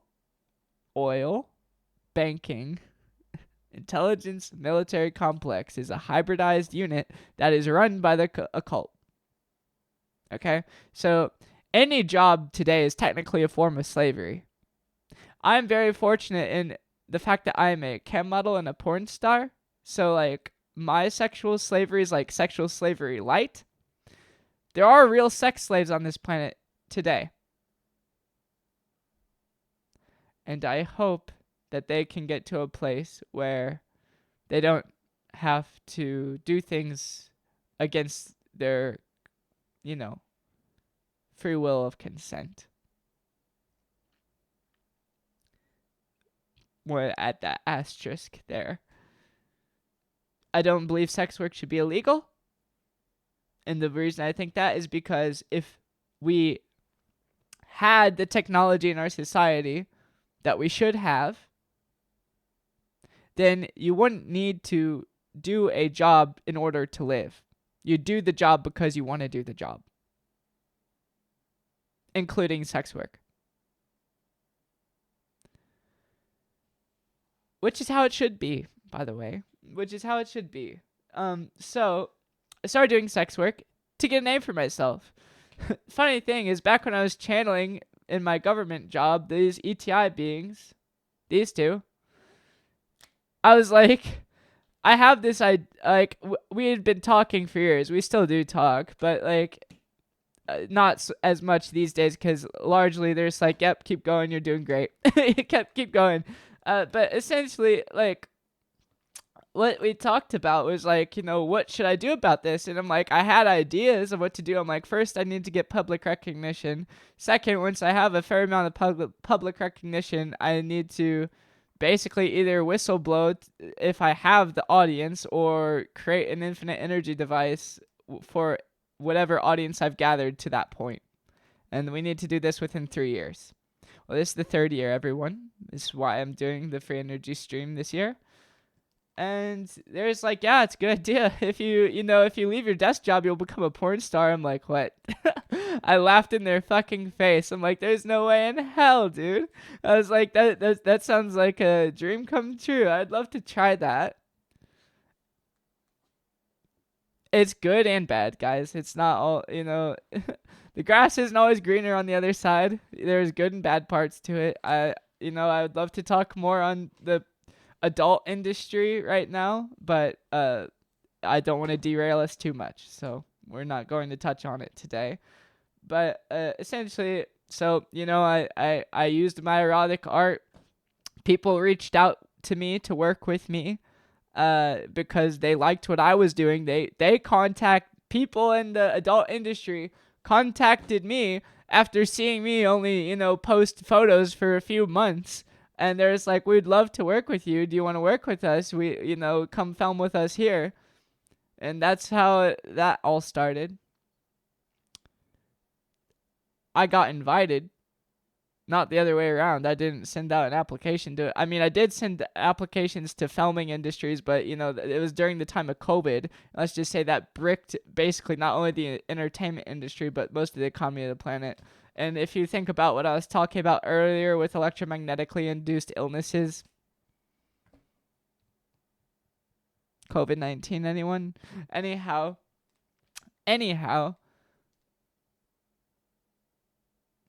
so, I started doing pornography, and then people that did pornography reached out to me for me to collaborate with them, and that didn't go great as I wanted it to. It was a very tough experience for me, but I learned a lot, and I became independent through it, even though it was a really shitty experience.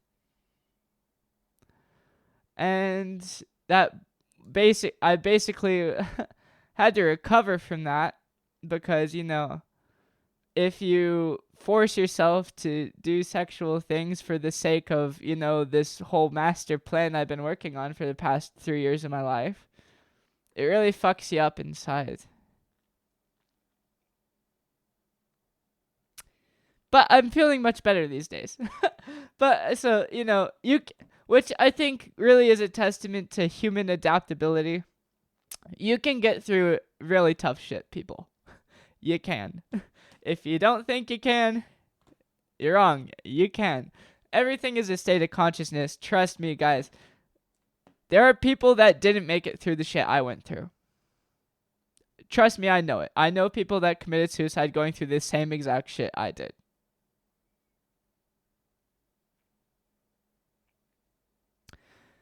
You don't have to. It is a choice. Choose life.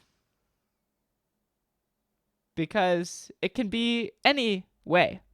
And if something doesn't work out for you, if coworkers, people you're working with, you don't get along with them, that job doesn't feel right to you, yes, it pays your bills, but you're miserable in it for one reason or another, leave it. Chase that thing that gets you excited inside. And yeah, you might have to give up a lot. I gave up material things. I gave up relationships, But these things that you give up that we get attached to that you think you need, you don't need them. You think you do. Because they gives you a sense of security, comfort. But you don't need them to live. What you need to live is fulfillment. That's actually what you need to live. Well, guys want to know why their, suicide rates are spiked, why the economy's shit, all this shit. People have a lot of different philosophies about how life should go, what government should do for the common people, all these other sorts of things. But in reality, we all must obey this diagram, the yin and the yang of it, all the spiritual shit I've listed on YouTube. We all must obey the fact that in the end of the day, the only person that truly creates your life, your reality, is you. So yeah, you might have to leave people. You might have to be like, I'm sorry, it doesn't work out. It might be your wife, your husband. Divorce is not sin. If it's not working out, you need to move on. Trust me, the Most High understands. Religions on this planet are there to keep you brainwashed, just as academia is there to teach you incorrect physics.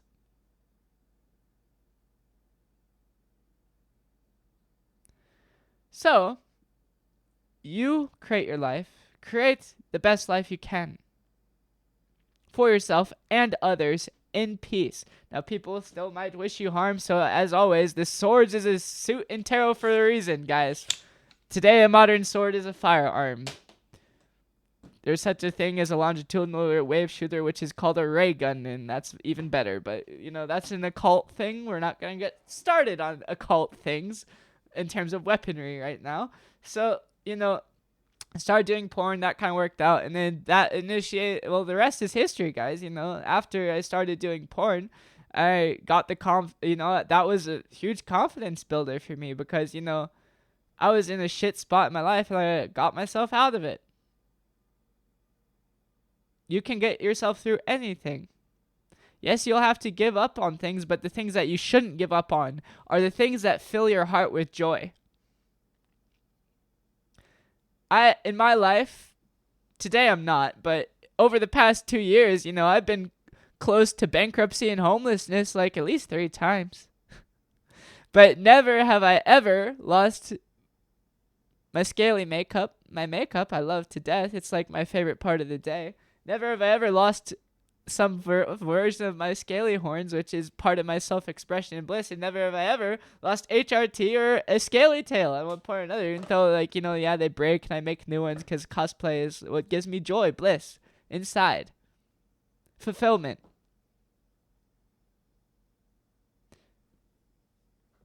So, I say all this because I want some record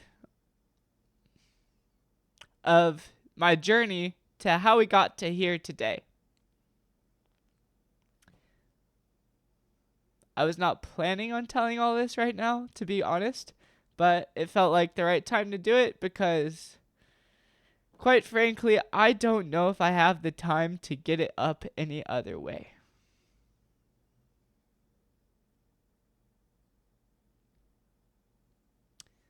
So, I figured I'd share it. And I hope you take my experience and you live affirmed in your life. Whether that be, human, cis male, cis female, trans, non-binary, gender fluid, extraterrestrial, dragon, non-human, furry, whatever the fuck is your expression, be that.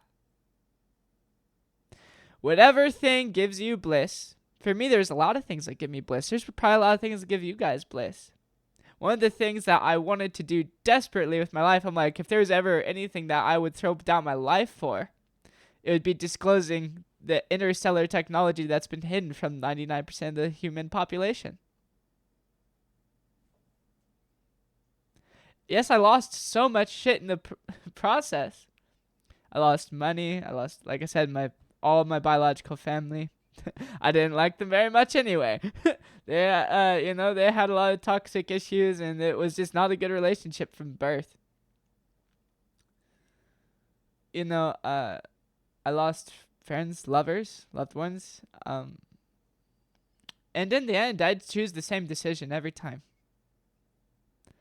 Now, I thank God, Most High, Spirit, Source, whatever you want to call it, for helping me choose that. Because if they didn't help me, if these two, the red and the blue, and what I just told you guys didn't help me, I wouldn't be here today sharing it.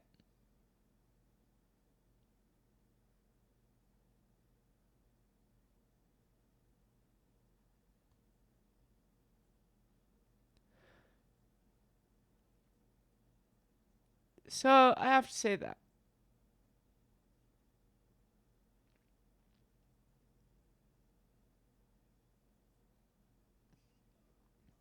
So yeah, that's about it.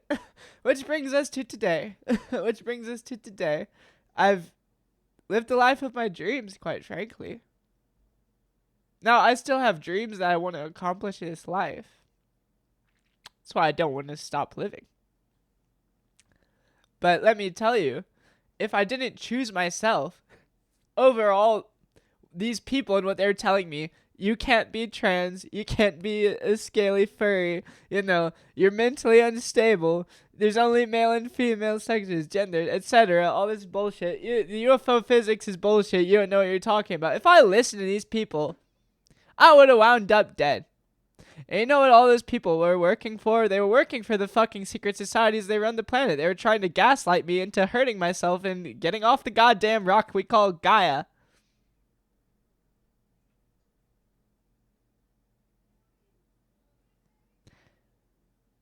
If people in your life, if people in your life make you feel bad inside just by being around them, leave. You can do it respectfully. You don't have to be, a cunt to them. Sometimes we do have to be, disrespectful back. We have to, stand their ground, fight the fire sometimes, but most times you don't have to. Walk away in peace.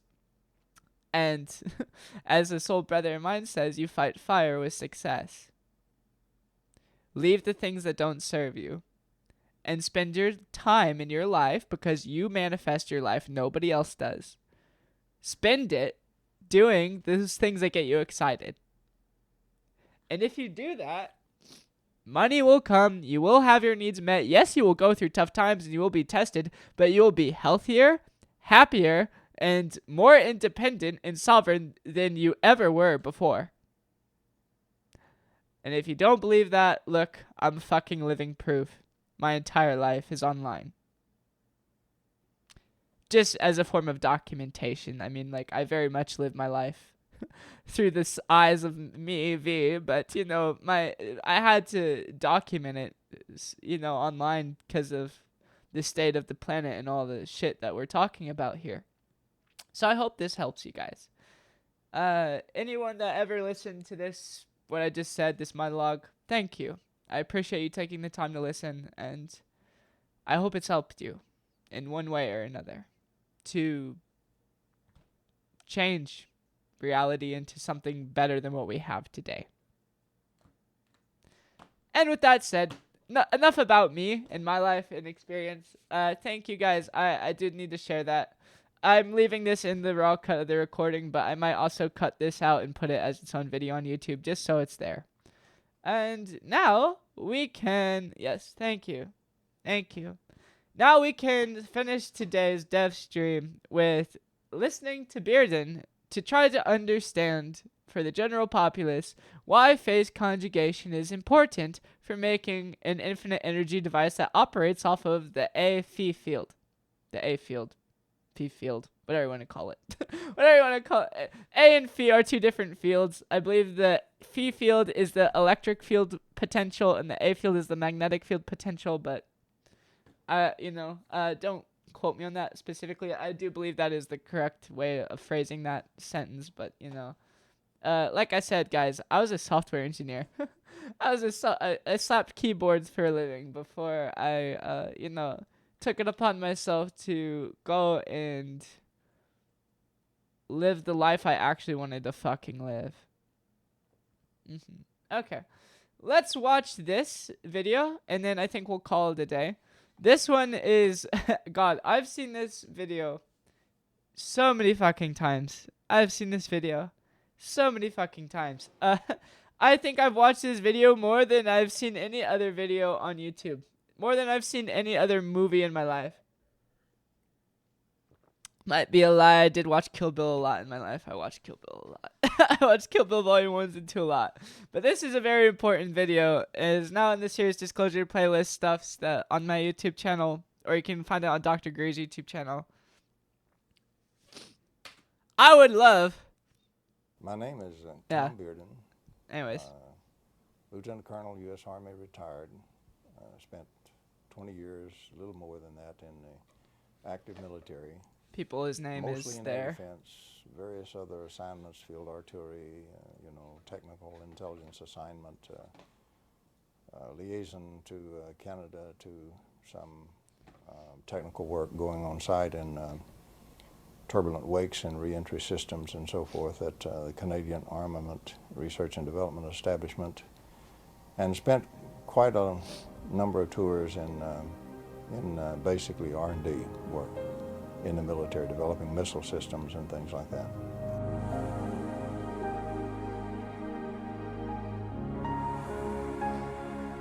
For about 20 years or more, some associates and I have been researching very heavily into trying to extract electromagnetic energy from the vacuum. Now, we did so under somewhat duress because the conventional electrodynamics model What you're taught in does school. not allow this to happen. In other words, it doesn't allow you to extract excess energy. Everyone from the will vacuum laugh and at use you that to power your if load. you talk about this in So college. it doesn't Everyone will allow laugh you at to you. make a self-powering system. So we took the approach that some of the phenomenology we had seen in experiments and so forth convinced us that it was possible, and there didn't seem to be any real physical reason why it couldn't be extracted if we could find the way to do it. But we had the problem of why doesn't the electrodynamics allow it to be done? So at the same time, we also began a study of the foundations of electronics. In other words, what are the fundamental concepts that are assumed in the theory? Where did they come from? And how did they get in there? And that turned out to be very interesting and very pertinent, because electrodynamics kept getting modified and restricted is what kept happening to it. The original late theory 1800s, that early Maxwell had 1900s. was 20 equations and 20 unknowns, Late quaternion type 1800s, early equations. 1900s. What we've done is the closed current loop circuit, where all the carriers have the same mass per charge ratio. All the buckets have the same weight, so to speak. He's talking about electrons moving through a wire and the energy each electron holds in our traditional physics model. Anytime you build a circuit like that, it's quite easy to show that the amount of energy that circuit collects, when we do this free regauging and we do increase its energy, ever how much it collects, it will then use precisely 50% of that to destroy the thing that let it do that. And it's really the dipole, the source dipole. It will use that to kill itself, so to speak, and have no more excess energy. The other half will go out to the circuit and power the loads and losses. That means less than half gets to the load. Well, to restore that source dipole, in other words, so we can get some more energy in to use, it costs just as much to restore it as was used to destroy it. So we got to put in more than we can ever get out in the load with such a squirrely circuit. And that's the only kind of circuit we've used in power systems since day one. A source dipole, guys, what he's talking about is a dipole is just like a bar magnet or an electrical delta, a disparity between energy. To create a disparity, turning a motor, burning coal, turning a motor with steam, a bar magnet having a flux flowing off of it north-south. It takes just as much energy to maintain that thing as what lets it do the thing. So it's saying, like, our energy systems that we use today, nuclear power, all this shit, has to work at best, basically 50% efficiency, because you lose, like, half the energy to get the thing there, and then the rest of the energy you can then use for, like, whatever the fuck, powering your car. We're still building them. We're still making power systems that deliberately kill them. So we pay the power company to have a giant wrestling match inside his generator and lose. The power company, another word for them, is financial fucking leeches. That's really what we pay them for. So that doesn't seem to be the way to run a railroad. No, it is not. It would seem to be much more ideal to freely change the energy of the system. That would Pay be. a little switching cost so we get it switched over to the load and dump it in the load and let it go. Let it power the load. The switching cost what he's talking about is if you maintain the source dipole, in our case it's a permanent bar magnet, just as his was in his Meg, then, and you achieve over unity with that, by the way, i.e. phase conjugate electric field transformation. That's the next step in our dev stream here. But if you get that to occur over unity, then all your losses is just a switch that occasionally pulls some of the energy running through your coil back to the carrier wave that is going through the coil to continue the perpetual motion of the device. The universe works in a similar manner. That's why the Ouroboros is called the Ouroboros. It's and so you can eating do it. itself. So the problem we ran into was that the electrodynamics had actually been modified to throw out the very kind of systems that we had seen in our experiments, evidence. I wonder who modified them, everyone. The occult secret societies of the planet saw the original electrodynamics models that Maxwell had made, and they intentionally started altering them as to keep this technology and information secret, because they want to utilize everyone as a bunch of slave labor.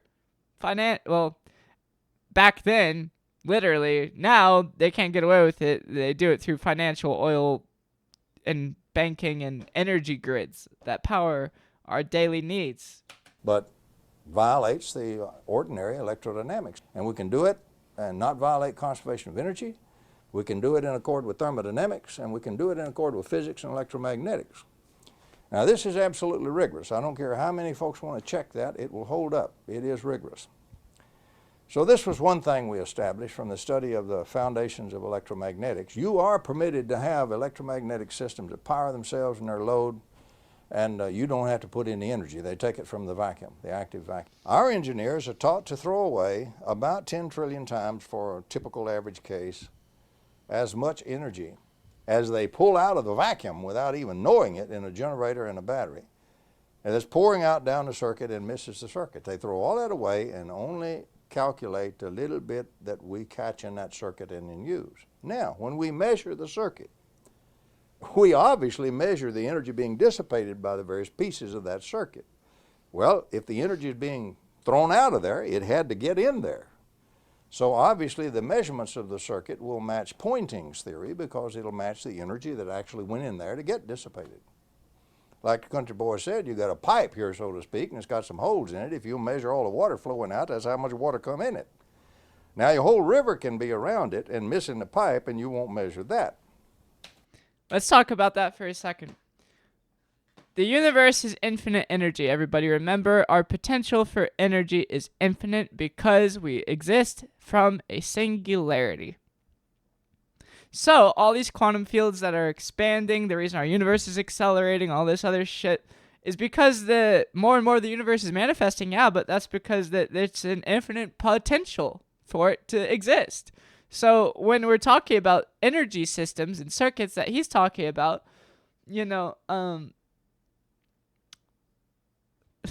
our engineers in college are taught to throw away, trillion times the energy that we actually use for burning coal and destroying the biosphere, guys.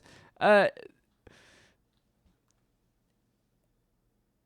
energy is estimated that the energy in 1 cubic inch of space-time is enough to melt all the oceans on the planet Earth if it were to be utilized correctly.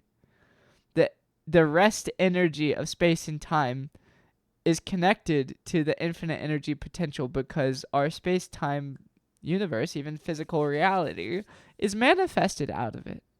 It's just, how do you tap it? He did. We're following what he did. We're trying to tap it through the magnetic and electric field potentials, which are also connected to that 0-point plane. So we have built a whole science based on throwing away this enormous energy that is pulled out of the vacuum by every little old separation of charges, every dipole. Well, in the 50s, in the 1950s, particle physicists discovered, Wu and others discovered broken symmetry. They discovered how fundamental a process something like this dipole is, where we separate two opposite kinds of charges.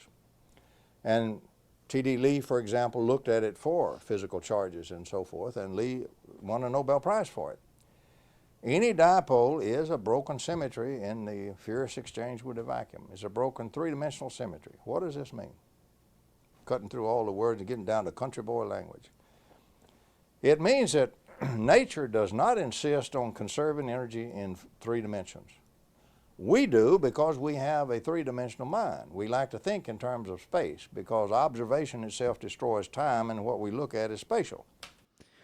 This is the most important fucking set of sentences that most common humans need to hear. Yes, we live in a band of 4D, space and time, everyone. 3 of them are physical, but realize observation itself destroys what we call time. The fact that we observe, the fact that we're aware enough to observe what we call time, means that time is consciousness, is observance. They're co-linked. They're the same thing. The fact that we're awake and aware of time is just because we have the consciousness to do so. Now, they're the same dimension, just on different resting energy levels, i.e., consciousness results in time, and the fact that we have time is because we are conscious. So we like to think the world is made of space, not space-time. However, nature loves to work in 4 dimensions. Her fundamental law is conservation of energy must apply in 4 dimensions. Now, you're not going to beat that one, so never think about that. But there is no... That is the actual law of conservation of energy. That one is correct. Yes, conservation of energy in 4 dimensions, but what everyone is too insecure to say, or the reason why people make fun of you for talking about infinite energy devices, is because they don't want to seem stupid for talking about something everybody in academia already agrees is science fiction, when there couldn't be more wrong. Now, you're not going to beat that one, so never think about that. But there is no law of nature that requires you to come in and say, also it must apply simultaneously in 3 dimensions. If we build some gadget that makes it apply in 3 dimensions, we apply an extra constraint on what nature will give us.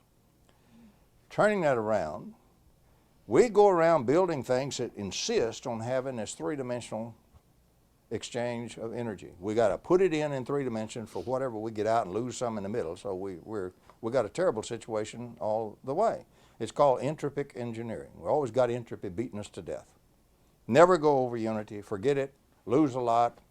We talk about, efficiencies at 30% and so forth for our power. Quite literally, yes, he's not kidding. When I was going through my electrical engineering classes in college, any electrical engineering professor, I even had my first electrical engineering class was taught by a guy whose main job, aside from teaching, was ensuring correct phase use of the power grid, i.e., the electrical grid that all of our houses are connected into. the efficiency of energy, guys, is at 30%.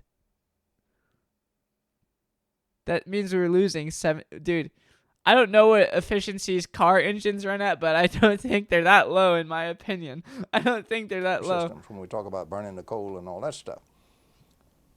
But nature doesn't require you to do that. All you have to do is break a little bit of this three-symmetry set of chains where you have tied her feet to the floor.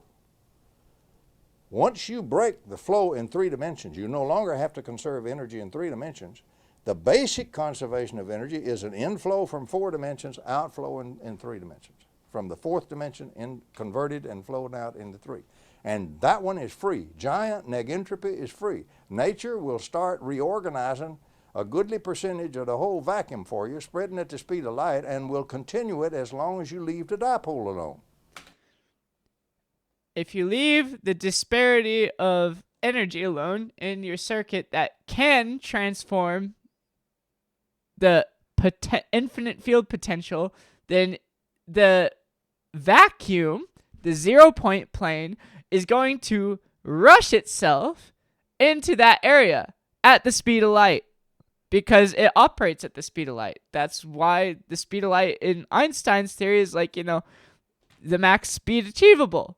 It's because it's the spreading rate of the energetic field that exists as our background. Now, can you move faster than that using electromagnetic gravitics? Yes, you can, because you're not moving the speed of light. No, the speed of light is still the fastest constant thing in terms of our, relative space, times, energetic fields, all that shit. But the reason you can have a craft move faster than that through space and time is because you are using the speed of light, electromagnetic gravitics, a electromagnetic gravitic toroid around your UFO, your spaceship, to distort the web, if you want to think of it like that, but the matrices of space and time. In order to kind of cheat the system, you slip through it.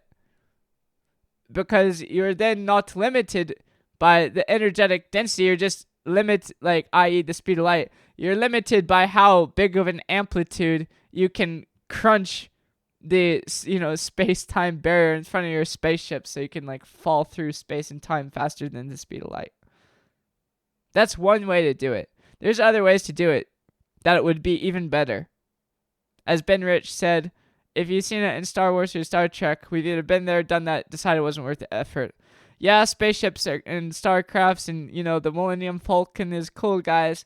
But what's even faster is teleportation, because you can just phase shift yourself out of linear space-time and then dip back into it wherever you want. The original charges and dipoles in the original matter of the universe have been putting out energy and reorganizing the vacuum for 15 billion years. The universe is accelerating. Today we said we 15 can't billion years, everyone. Negentropy, when negentropy is the easiest thing in the world to engineer, whereas entropy is the hard way to do it, and that's the way we all do it. The bottom. It's easy to us, entropic engineering. It's easy to us if that's the only thing you were taught since birth. If since birth you were brainwashed, then that's all you're gonna know. You're not gonna know the easier way to do it, which is to take some of the infinite field potential and utilize that into a tuning fork kind of circuit. The bottom line of this is, if we'll initiate the negative entropy and let it go, it's just like you punched a hole in the ground and you got a big gusher of oil. You don't have to furnish the pressure and you don't have to furnish the oil. Here it comes. And it comes out in real oil that you can use.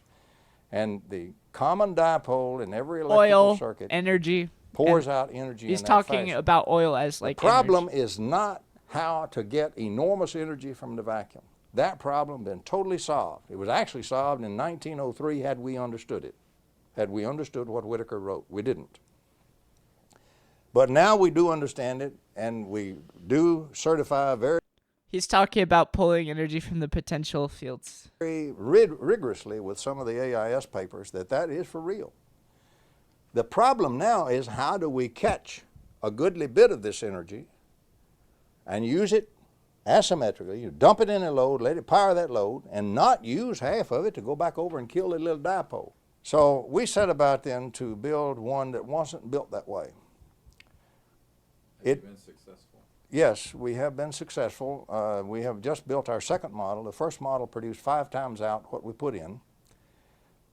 We pay for switching costs. We don't put any energy into it to actually power the system. It comes right out of a permanent magnet, which is a dipole.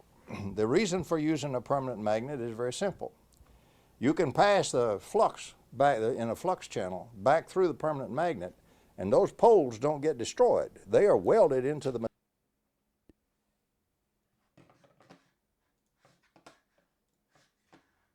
Chat. This is a flux channel. If our permanent magnet is in here, our poles are going to be maintained in here. To my understanding. material when you magnetize it. That's not like little charges separated in electrical charges. You knock the charges out and destroy the dipole. So we can bypass one of the big problems with a permanent magnet. We don't have to destroy the dipole. That gives us one solution going in. The other is, how do we catch the energy?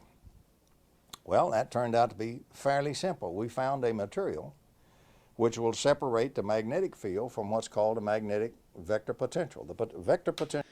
This is, everyone listen carefully. We're going to put this back a few seconds and re-listen to this part specifically. This is the current stage at where we are at in development for Ouroboros version 0. What he is talking about right now is the answer to getting over unity out of this.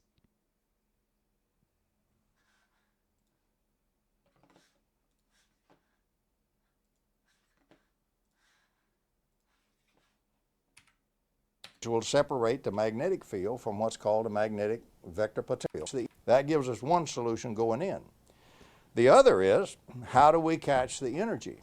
How do we catch it? Well, that turned out to be fairly simple. We found a material which will separate the magnetic field from what's called a magnetic vector potential. The vector potential flows unceasingly from the magnet. It'll flow from now for the next 15 billion years. You can't slow it down. You can't change it as long as that magnet is there.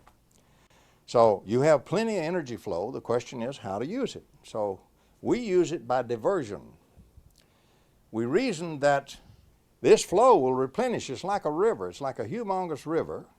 If we dip some energy out of it, it'll replenish the hole we dipped out of at the speed of light. So for all practical purposes, instantly. So we can dip and dip and dip. We have to pay to switch to do that.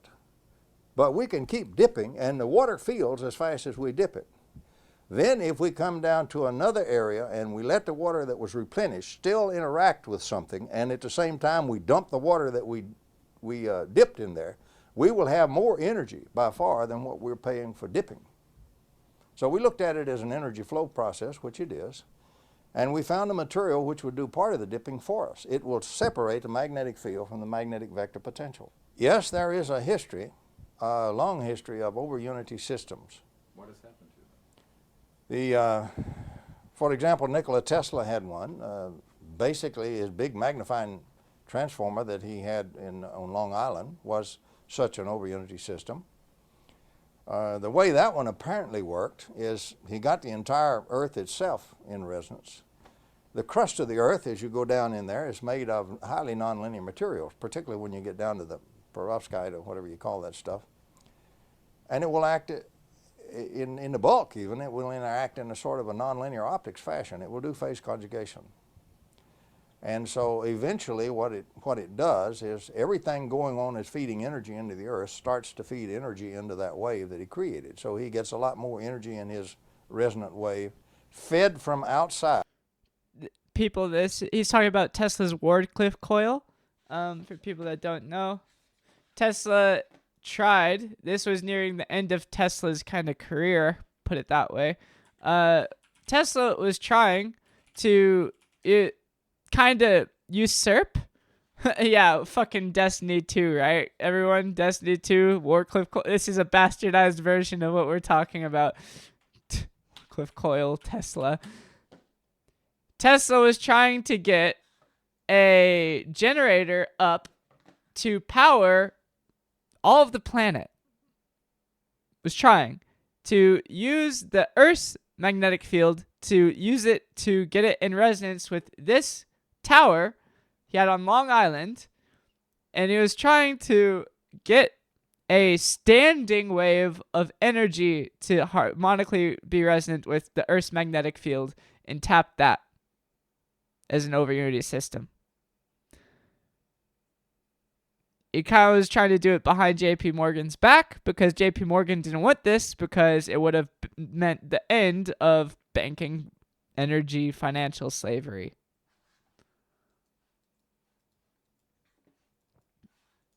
From the environment in the interior of the Earth. And that's the way he built up a humongous wave of energy. His idea was you could then put in a tap on it anywhere else on the world and extract it free. And of course JP Morgan's take on that was, that's foolish, you can't put a meter on it. So that actually doomed much of Tesla's career at that point when Morgan found out that Tesla was going to produce the energy freely. Small cost here at a central location, everybody else could tap it for free. It wouldn't have powered the whole world today. It would have powered much of the world in those days. Tesla also, we're pretty sure, put a system in a car and ran a car on it. And the reason we're pretty sure is his nephew who rode in the car with him is still alive and can describe the incident and how the engine had no gas, no input of power, and would still run once Tesla got it started. And we know it's perfectly possible. Tesla apparently knew how to use this giant negentropy process that's universal everywhere. Energy is free for the taking from the vacuum anywhere you want it. We just have to learn to use that. Some of the breakthroughs in the past have been deliberately suppressed. I will name a few. T. Henry Moray was inspired, of course, by Tesla's work, and he demonstrated so many times to so many scientific and engineering groups and people who were skilled in the art. There is absolutely no question that T. Henry Moray had a system that produced about 50 kilowatts out of a 55-pound box. This is well established as you go back and look at all kind of certified tests and everything else that he did. There's all kinds of skullduggery that happened there. I don't think T. Henry Moray ever got a decent chance to ever do anything with that. The Russians even tried to kidnap him at one time. It reads like a James Bond movie, but it's real. It really happened, and it really happened here in the United States. What year was that? This was before the war. This was in the 1930s. In the same general period of time, one of the greatest electromagnetic fellows we ever had, scientist, was Gabriel Krohn. And Gabriel Krohn invented a true negative resistor working on a Navy contract for Stanford University. He was never permitted to reveal the exact way that he constructed his negative resistor. But I used direct quotes where he, in fact, said, we have a negative resistor and we can disconnect the generator from this network analyzer when we got negative resistors in there because they will power the circuit. So that one was, in fact, suppressed. I don't know whatever happened to it, but it vanished. And he never did reveal the secret of what he called his open path, connecting any 2 points in a circuit. But it is in the literature, and it's well documented because he was perhaps the leading electrical scientist in the United States at that time. Well, there's another one that went down the tube.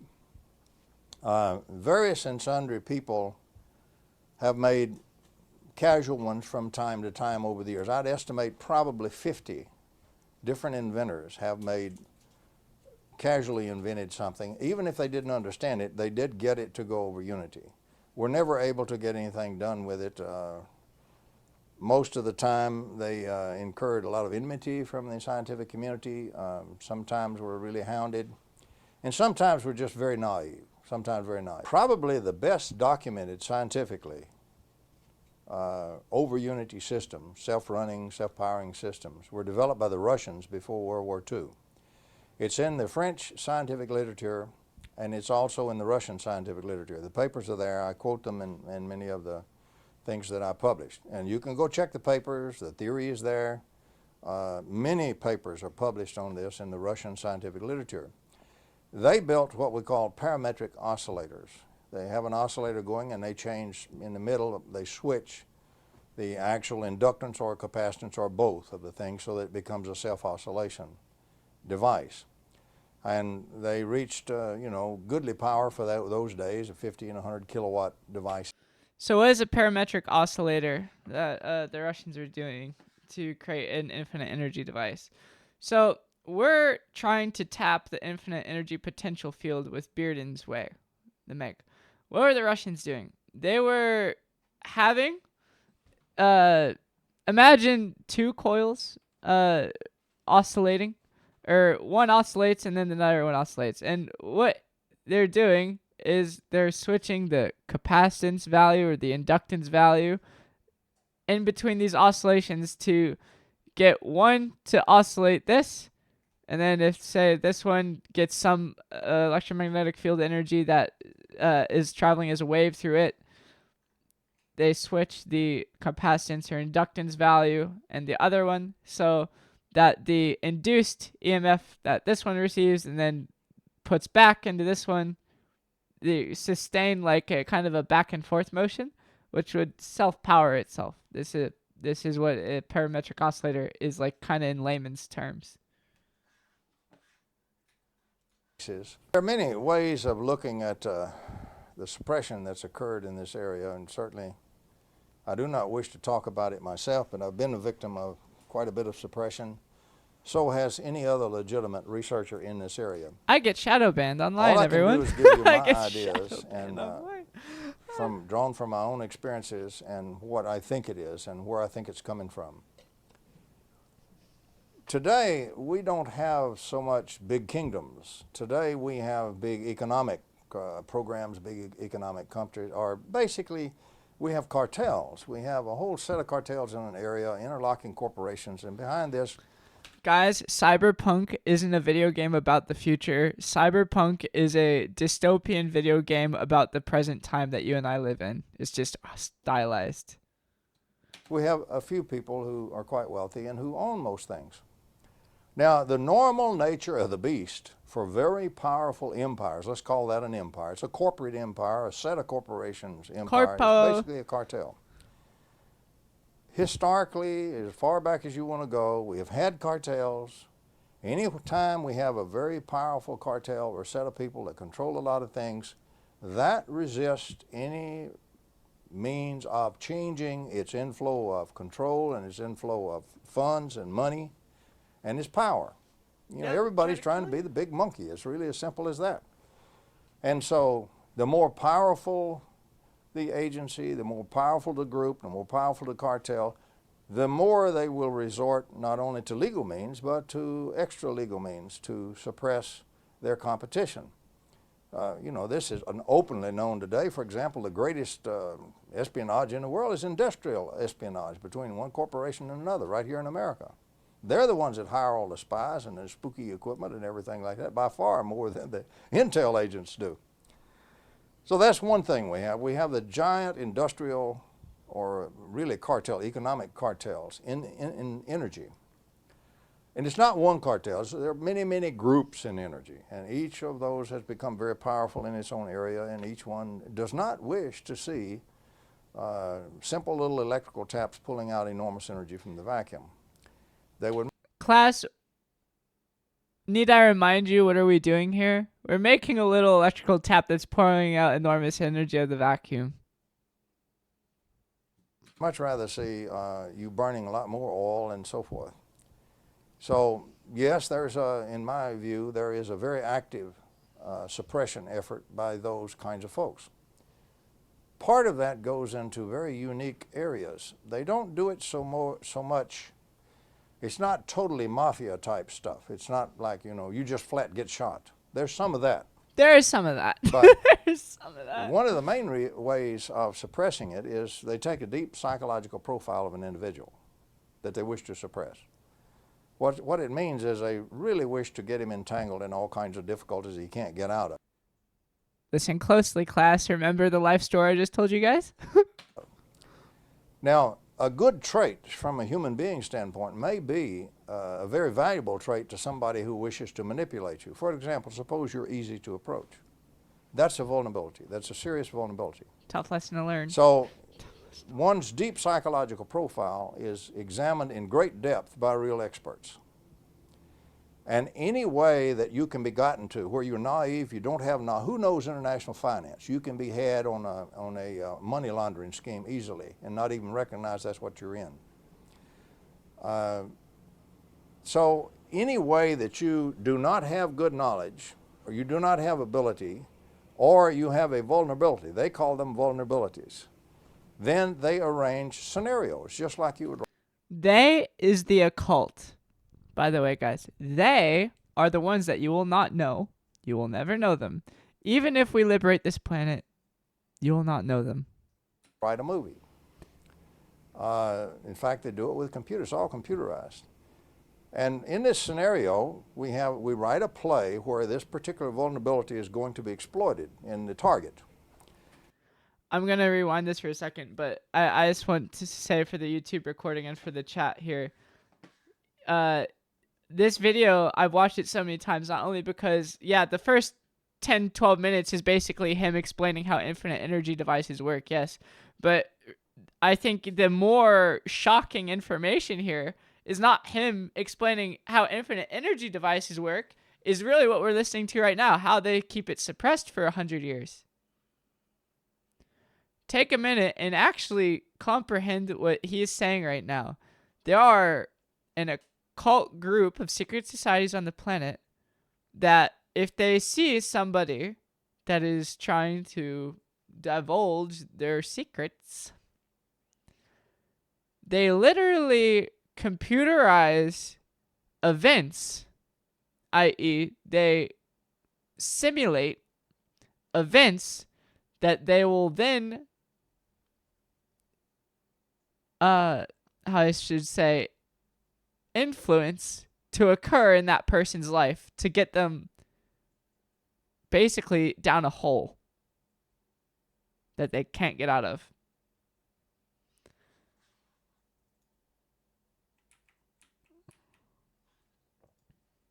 Arrange scenarios just like you would write a movie.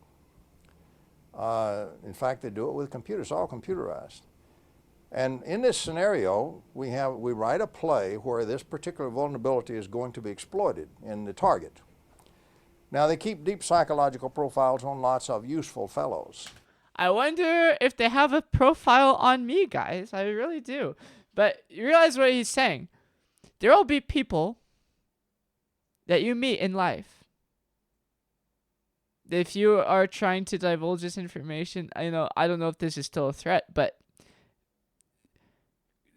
clearly in the relative human history of the past 100 years, this has happened many a times. Somebody wants to divulge this information in one way or another. The occults that don't want it out in the open will generate an idea using computer algorithms to get you basically screwed in your life, not doing what you plan to do. And then they will stimulate that action to occur, either through electromagnetically consciously influencing the individuals around you in your life, or they will, quite frankly, download their consciousness into a clone and do the dirty work for themselves.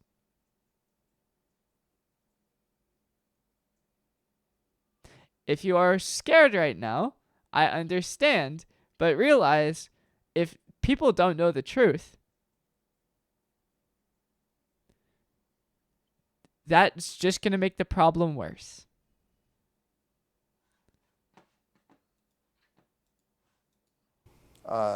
These are people who basically have knee-jerk reactions or something, or they're radical, or they have some kind of way they interact, which, if could be connected with you, would be in the area we wish the interaction to occur, to get you off into something else totally different from what you're doing.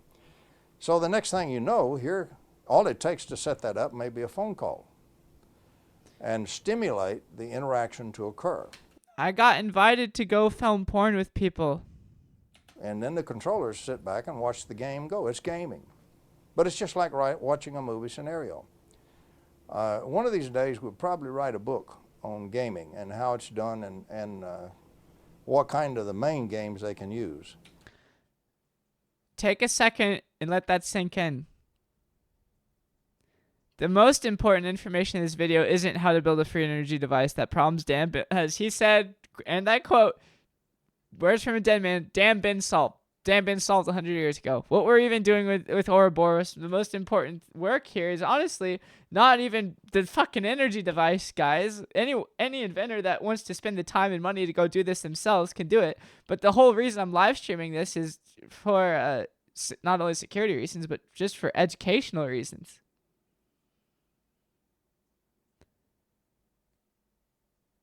There are people that have gone to the lengths to fuck over people's entire lives to keep this secret. They've manufactured parts of their lives, literally like the movie The Truman Show. I've been saying you guys live in an oil Nazi Truman Show for years. You do. The only way out of it, as I said, there's two things you can do. Bury your head in the sand or live in your bliss. Live in your bliss, everyone. Live in your bliss, everyone. Respect universal law, i.e. consent, don't override the free will of another person, even if it's your fucking child, your spouse, whoever. Come to agreements with people peacefully, or if they're not resonating with you in emotions or life, walk away. They're not for you. But I can tell you they're very effective. Very effective. You can get so many different games from so many different walks of life. They call them by games. So many charming folks who are really oily characters that you would not believe it. And those come at you en masse. And usually they bury you. They bury you off in the courts. They bury you off. They get you tricked into doing an illegal act. How would they do that if you wouldn't violate the law? Real simple. How can you be made to violate the law when you're not a criminal? Simple. Let me give you a for instance. Fellow comes in and he says, we really need to get some real major financing. Every inventor's poor. Everybody's struggling. Nobody's got the money to build all these build-ups, which may cost $10,000, $15,000, $20,000 a piece. I wonder why. So everybody's struggling for money. So he comes in and we're going to raise this. We're going to form a stock company. We're going to do all these good things. Unbeknownst to you, he goes off to the Securities Exchange Commission and several other people, Treasury Department, and he says, hey, I think I have fallen in with a den of thieves. Of course, he's the CEO now, understand? Of course, he's the guy who knows all this stuff. And I'll tell you what I'll do. If you'll give me immunity to prosecution, I'll help you catch these crooks because they're going to do the greatest money laundering thing you ever heard of. It's going to come right out of one of these foreign countries. It's going to be scrubbed and come in here to fund this effort. It's going to be laundered dope money or something like that. You have no knowledge this is happening. And they jump at the chance. They'll give him the immunity to prosecution. That's their normal modus operandi. They want to catch some crooks, and this guy's going to help them catch some crooks. So then he goes off and sets all this up and keeps you deluded about what's happening. And you wind up in where the thing is going to be consummated somewhere, and if you consummate it, you wind up behind bars for about 20 years wondering how you got there when you never did anything to money launder anything. He's the fellow who did it and who set it up, and he testifies against you because he's immune to prosecution. This is one of the standard games. Machiavelli is not dead, he still lives, and these are the games that are played. And Machiavellian, great betrayals, everyone. One of the most common, he just gave us an example, one of the most common games, say they want to ruin somebody that has a free energy device startup. Somebody approaches them willing to fund their operation, their project. They get them tangled up in fucking a money laundering scheme. And the person that, is reporting that this, startup is a money laundering scheme is the person behind the money, and the person behind the money is now immune to prosecution because, well, they're the occult. They're the ones that provide the money anyway. The only reason they provide the money is to get the inventor caught in jail. So, this is just an example. There's a lot of different things like that. For example, an example from my life, whether the people involved in it were aware of it or not. I wanted to do porn to build a name for myself, to get enough of an audience so I could start doing a free energy device live stream. And the people I ended up filming with were not who I wanted to be caught up in. And like I said, guys, you know, I almost had bankruptcy multiple times in my life. I had to work myself out of it.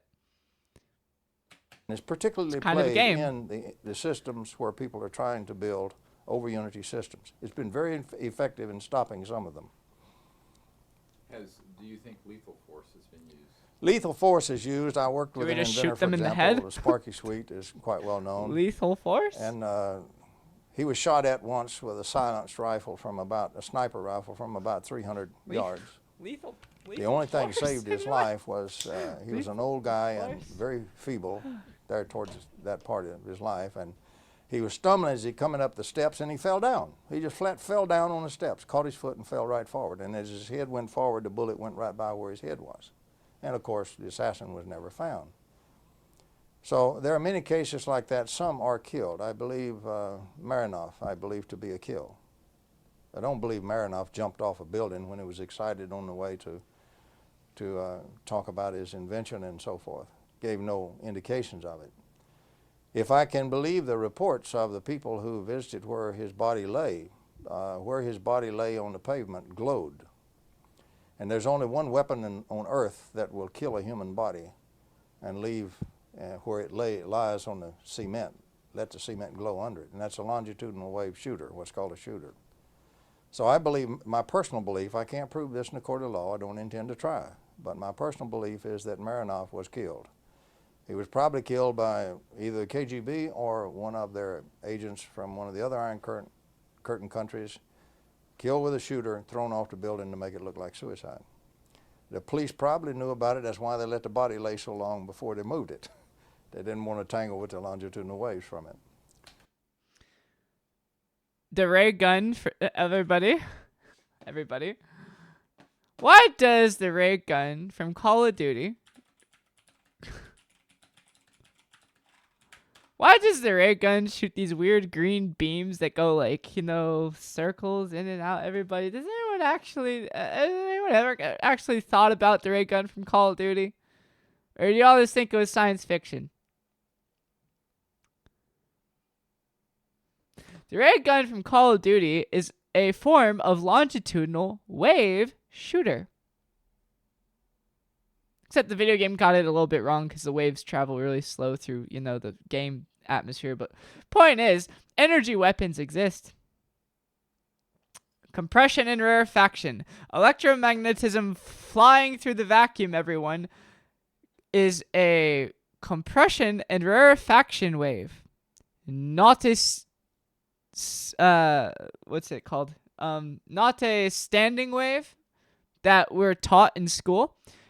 Electricity only moves as a standing wave when it's inside of a medium, like a copper wire. But if it's going through space and time, it's actually a compression rarefaction wave. This is why the Call of Duty ray gun does the when the beam is traveling through air.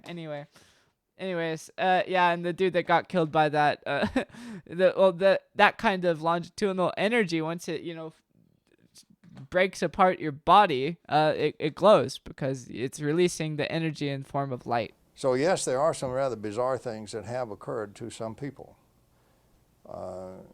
As I say, I prefer not to dwell on that, try to get by as much of that as we can and try to dwell on the science. The only way we're ever going to beat all of this stuff, we have to convince the scientific community that there's real science here. Let me now review some of the implications. This is where he and I kind of disagree. Just because, look, dude, Bearden, I don't know how you spent most of your life, aside from what I can get from these clips that were re-uploaded, but I've spent my whole life trying to inform the scientific community, and quite frankly, the only way forward is by individuals choosing to change. That's how I got here. That's the only way anybody else will get here to meet me. Of what I hope is just now emerging in these energy systems, where we take the energy from the vacuum, turn it into normal electromagnetic energy, and we catch it and use it to power our loads. First of all, every system we got out there has been doing this. We just didn't know it. We thought the generator powered the It doesn't. It just external spins. circuit. It doesn't. It just creates a It does not dipole. power it at all. All it does is we All that- twist the crank on the generator, the shaft, to turn the shaft, and that just- forms a magnetic field inside the Yep, it generator. just and creates that a- energy in that magnetic field It just creates a dipole, guys. dissipates itself upon the internal charges to force the positive charges in one direction and negative charges in the other to make that dipole. And that's all the generator does. It doesn't add 1 watt to the power line. Listen to this. All the coal, all the oil, all the dams ever built, all the nuclear fuel rods ever consumed, never added 1 single watt to the power line. Because where's the power actually coming from, class? It's not coming from burning coal, nuclear power plant rods. It's not coming from wind. It's not. It's coming from the universe around you. In different forms. All they did was keep rebuilding the dipole that we have designed a silly circuit to destroy faster than we can power the loads. Not the way to run the railroad. So we have polluted the planet. We're killing species. We're poisoning our own lungs and our own environment. We don't have to do that.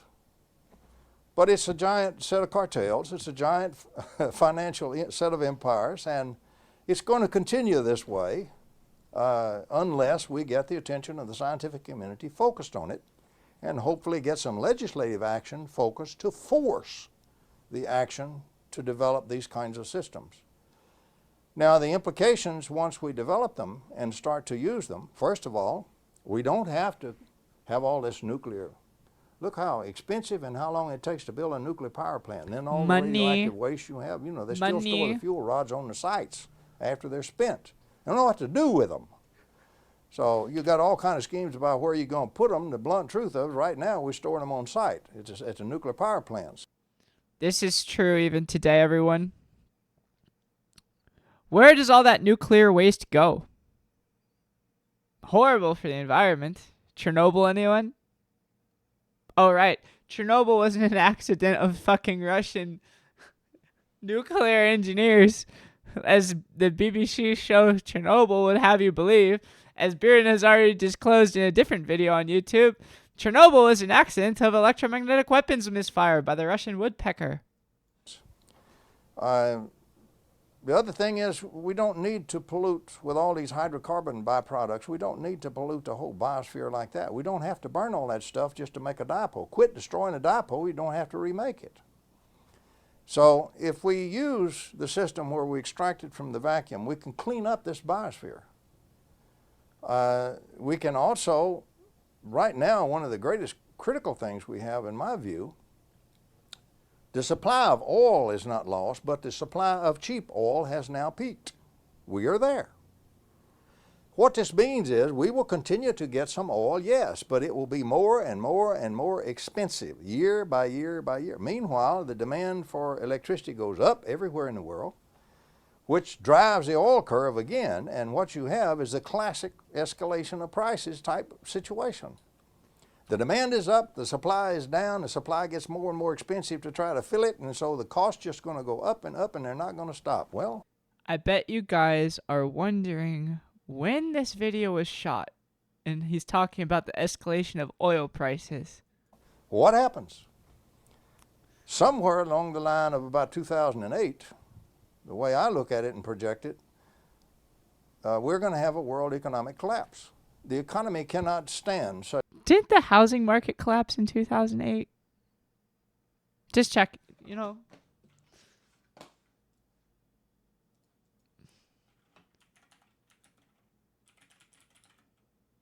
Oh, yeah.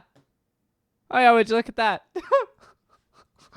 Such increases as is going to come up. And God help us if we have a war in the Mideast. Nobody knows what. Maybe 2006, Well, I think it's quite obvious they recorded this before 9/11 happened. War in the Middle East? Anyone? Instead of 2008. But I believe by 2008, we will see the world economy collapse. Now, about a year before that, It's as on the a thread. economies are crumbling. Not everything runs up and like a square wave collapses in one instant. As they start to crumble, and the stress on all these populations and all these leaders and all these nations it increases so much, desperate people will do anything. Desperate leaders, particularly fanatical leaders, will do anything.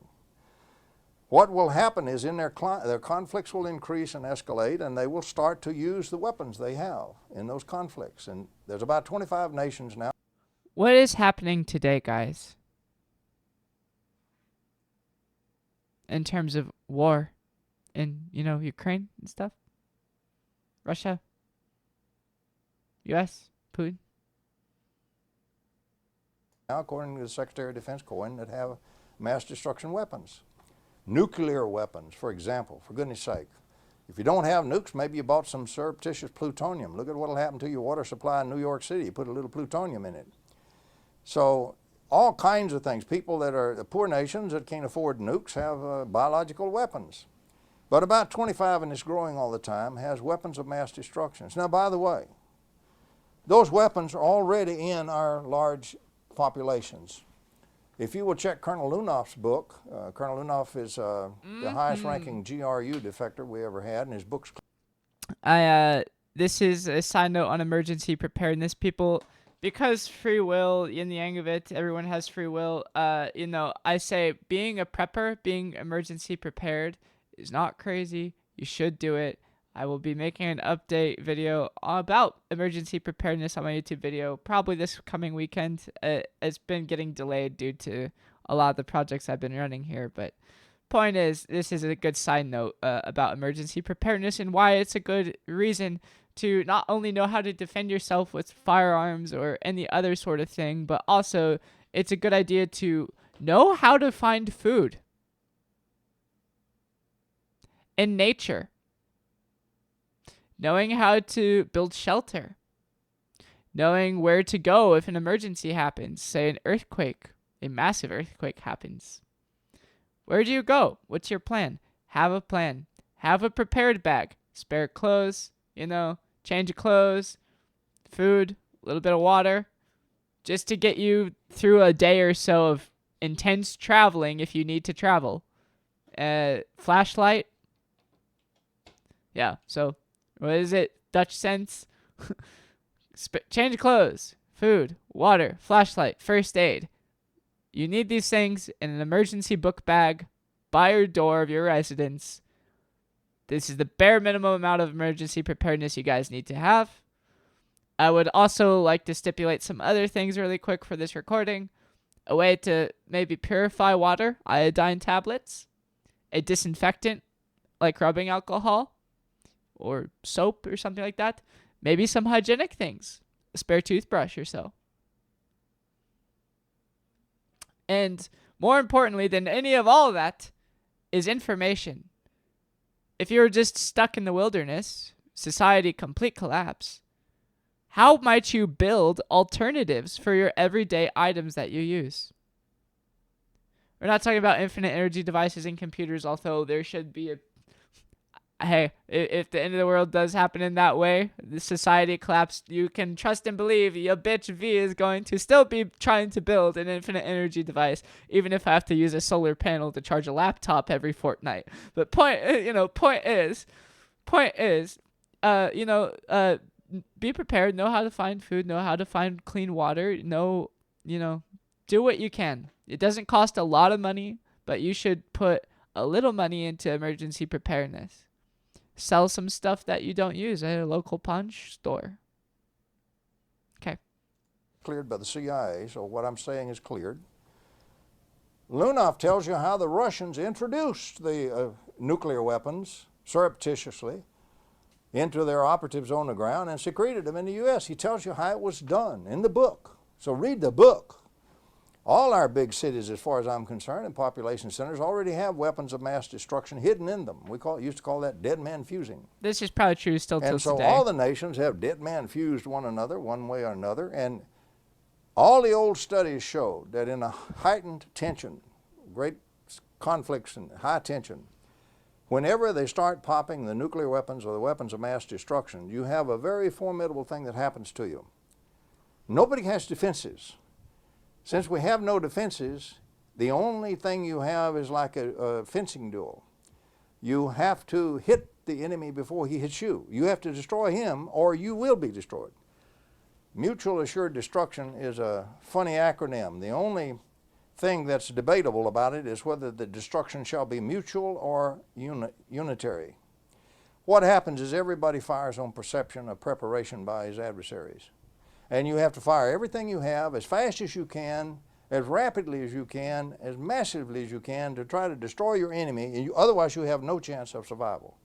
So what we get is the great Armageddon everybody's been dreading. The energy crisis going right now, in my view, will probably evoke a great Armageddon that we've all feared If so we don't long fix it. in about 2007, if we don't solve the crisis. We back up from that. Notice how today we are literally walking on eggshells. Everyone in society, or at least most people in society, are walking on eggshells for the collapse. No, guys, as he said, it doesn't get built up on a square wave and then just happens. No, it takes decades for a collapse to occur. Decades of bad decisions on thousands and thousands and thousands of individuals making bad decisions to not try to change the status quo. That's how a collapse happens.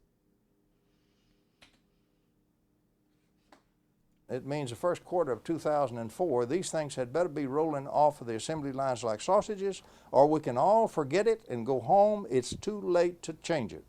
That's how short a time we have and how short the rations are. Because of what I view as the stress, I view this as the greatest strategic threat to survival of the United States and in fact of civilization itself that has ever existed in my lifetime. Now, the fools may blow the world from other causes. Don't misunderstand me. But they're going to blow it from this cause. The fools this may blow I'm the quite world certain from of their in my own view. So it means that anything I can do to try to stop that has to be done. What we need is a great Manhattan Project. You can do it. This is a doable. This is a good We have idea. the principles. We know how to do the We're giant kind of mega doing it enterprise. We here have with good Ouroboros, scientists. but We have some sharp young grad students and postdocs. trying. They aren't allowed to work on these kinds of things. For goodness sakes, Nope, let's I marshal tried. them together like we did in I World War II tried. to get the atomic bomb, which we went from zilch, you might say, in 4 years. We had an operational bomb. Let's do the same thing here because survival depends on it. Not only of us, but of civilization. There's even a little evidence, and I don't know really how to put this in perspective. We had one friend, for example, that we worked with very closely who built practical over unity systems. He demonstrated at a conference, for example, an 8 kilowatt system. And then very mysteriously, he and his whole family disappeared. We have found out since, in fact, not long ago, that he's still around, and he's doing very well because he was attired in a very expensive suit and a very nice automobile. But he and his family are okay, even though they disappeared back there. But here was a successful unit that just flat disappeared off the face of the earth. Now, I assume, rightly or wrongly, it has to either be for the great financial empires or it has to be for some kind of black project that somebody needed a power system that would power itself in the load. And they classified it. Whatever it is, I don't know, but whatever it is, the survival of humanity itself and civilization itself is now at stake. And I really believe through the auspices of the U.S. government, regardless of what that kind of program in it, anywhere it may have, we must bring it forward to save ourselves and save the earth. If we don't, we can keep it secret or we can keep it in the control group hands and we shall all go down to oblivion in about 2007. If they don't have a war in the Middle East or something and do it in 2006 or 2005. They stretched it a bit longer than that, but you guys got to understand where this guy is coming from. Yes, I know he's talking about doomsday here, and yeah, he's not obviously we're still here, everyone. The society is still operating. It's 2024 now, so obviously these things didn't happen, as he's predicting here in this video. But you have to understand where this guy is coming from. He's A, not alive. B, this video I'm pretty sure was shot in the 90s. So that's getting close to 2000. And, Cold War just ended, technically, quote unquote. you guys got to and he's also been aware of free energy devices for most of his professional career. So you have to understand how he's looking at it. Now, did they stretch the timeline of our relative human history, humanity today, to get to the point where we are now, where, you know, society is still functioning, even though it's got a lot of problems? Yeah, this is true. Society is still functioning, even though it's got a lot of problems. But guys, keep in mind, the threat he is talking about here is if we don't adapt free energy into our society, we are, as Dr. Greer says, you know, Hopi Trail, if we don't make a change, we are not going to have time left to make a change. If we don't make a change now, we're not going to have the time to do it. The secret societies will, quite frankly, don't give a fuck. They'll just watch the planet burn. And the people ever on the planet will just have to do their best to survive.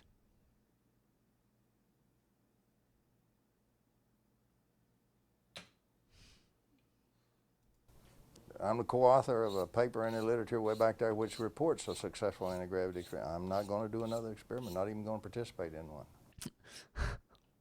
Let's talk about this.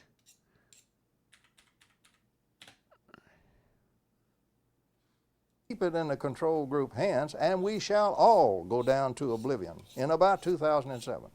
If they don't have a war in the Middle East or something and do it in 2006 or 2005. I'm the co-author of a paper in the literature way back there which reports a successful anti-gravity experiment. I'm not going to do another experiment, not even going to participate in one. A lot of that was clipped, so let's just talk about that really quick for the chat. He said he was on a paper that did a successful anti-gravity experiment using electromagnetics. He is not even going to talk about it. Greer asked him if they had done any anti-gravity experiments, and he's like, don't even fucking talk to me about that shit. You want to know why? Because when he did, guess why he's not talking about it, guys? Who do you think got to him? What do you think they threatened him with? I don't know. But it was nothing good. It was nothing good. Not going to. So, you know, everybody's got a little bit different circumstance. And my circumstance, this is true. For me to go on living and staying healthy and doing well, depends on me avoiding certain areas, and that's one of them. But everyone's got a little bit of different circumstance. In his life, in his circumstance, he's allowed to talk about energy and medicine, but if he talks about anti-gravity, they'll probably either blackmail him with really horrible shit or they'll kill him, is my guess. Quite frankly, they can't do any of that shit to me. You know, the only thing they could do is really kill me at this point. But, you know, as I said, I'm sure they get more entertainment out of watching me suffer. So, you know, he is scared for his life here. People, if you want to look at what a military contractor that is a very smart person looks like when they're fucking scared for their goddamn life, that's what it looks like. I can work in energy. I can even work in the medical area. But right now, the medical won't do you any good if we all go down the tube. Exactly. So energy is it. What needs doing immediately deals with the scientific community. If you look at what the scientific community is doing, I'm speaking sadly, but I'm speaking bluntly and truthfully. If you will read the literature, you will find it's almost business as usual. They're not doing anything that has any chance of stopping this problem before the world explodes in our faces. They're not. They're building smart fridges. Windmills are good. Burning the oil cleaner is good. All of these things, building a couple of more dams is good if you don't destroy too much of the biosphere, et cetera, et cetera. Building some windmills is good. However, that's a spit in the ocean. It doesn't solve the problem. The problem is just exactly like what we had in World War II. We have a problem, it's a doable, it can be solved very quickly because we've got the first half of it already solved, how to get the energy out of the vacuum. So half of it is already done. But we can't get the scientific community to move on it, to turn those young grad students loose and those young postdocs loose. The professor at the university, for goodness sakes, is trapped. He's absolutely trapped. This is really important. I know I'm pausing this video a lot. Obviously, you guys can go watch it unpaused, but, you know, I'm holding class video day, so I'm going to talk and try to communicate things to as many people in as easy way to understand as possible. Realize this guy, you know, missile contracting defense engineer his whole life, so he's doing his best to communicate. I'm doing my best to communicate, but, you know, I'm more of a commoner than he is at this point. He's talking about how this has persisted through academia for so long. Like I said, guys, every job today is a form of financial slavery, even a physics professor. Okay? All the universities are greedy. They want the overhead money. He's do. got to bring in extra money. He's got to get patents. And of course, he's got to get his papers published. So he's caught in a process where he must compete for the packages which are put together and come down for availability to compete for. If he doesn't get those packages and win them, he doesn't fund his grad students, he doesn't get the overhead money, he's going to be lucky if he's working for the grocery store instead of being a physicist. So he's in a mad scramble to try to feel and keep running on a treadmill to meet the conditions that's been laid down on him.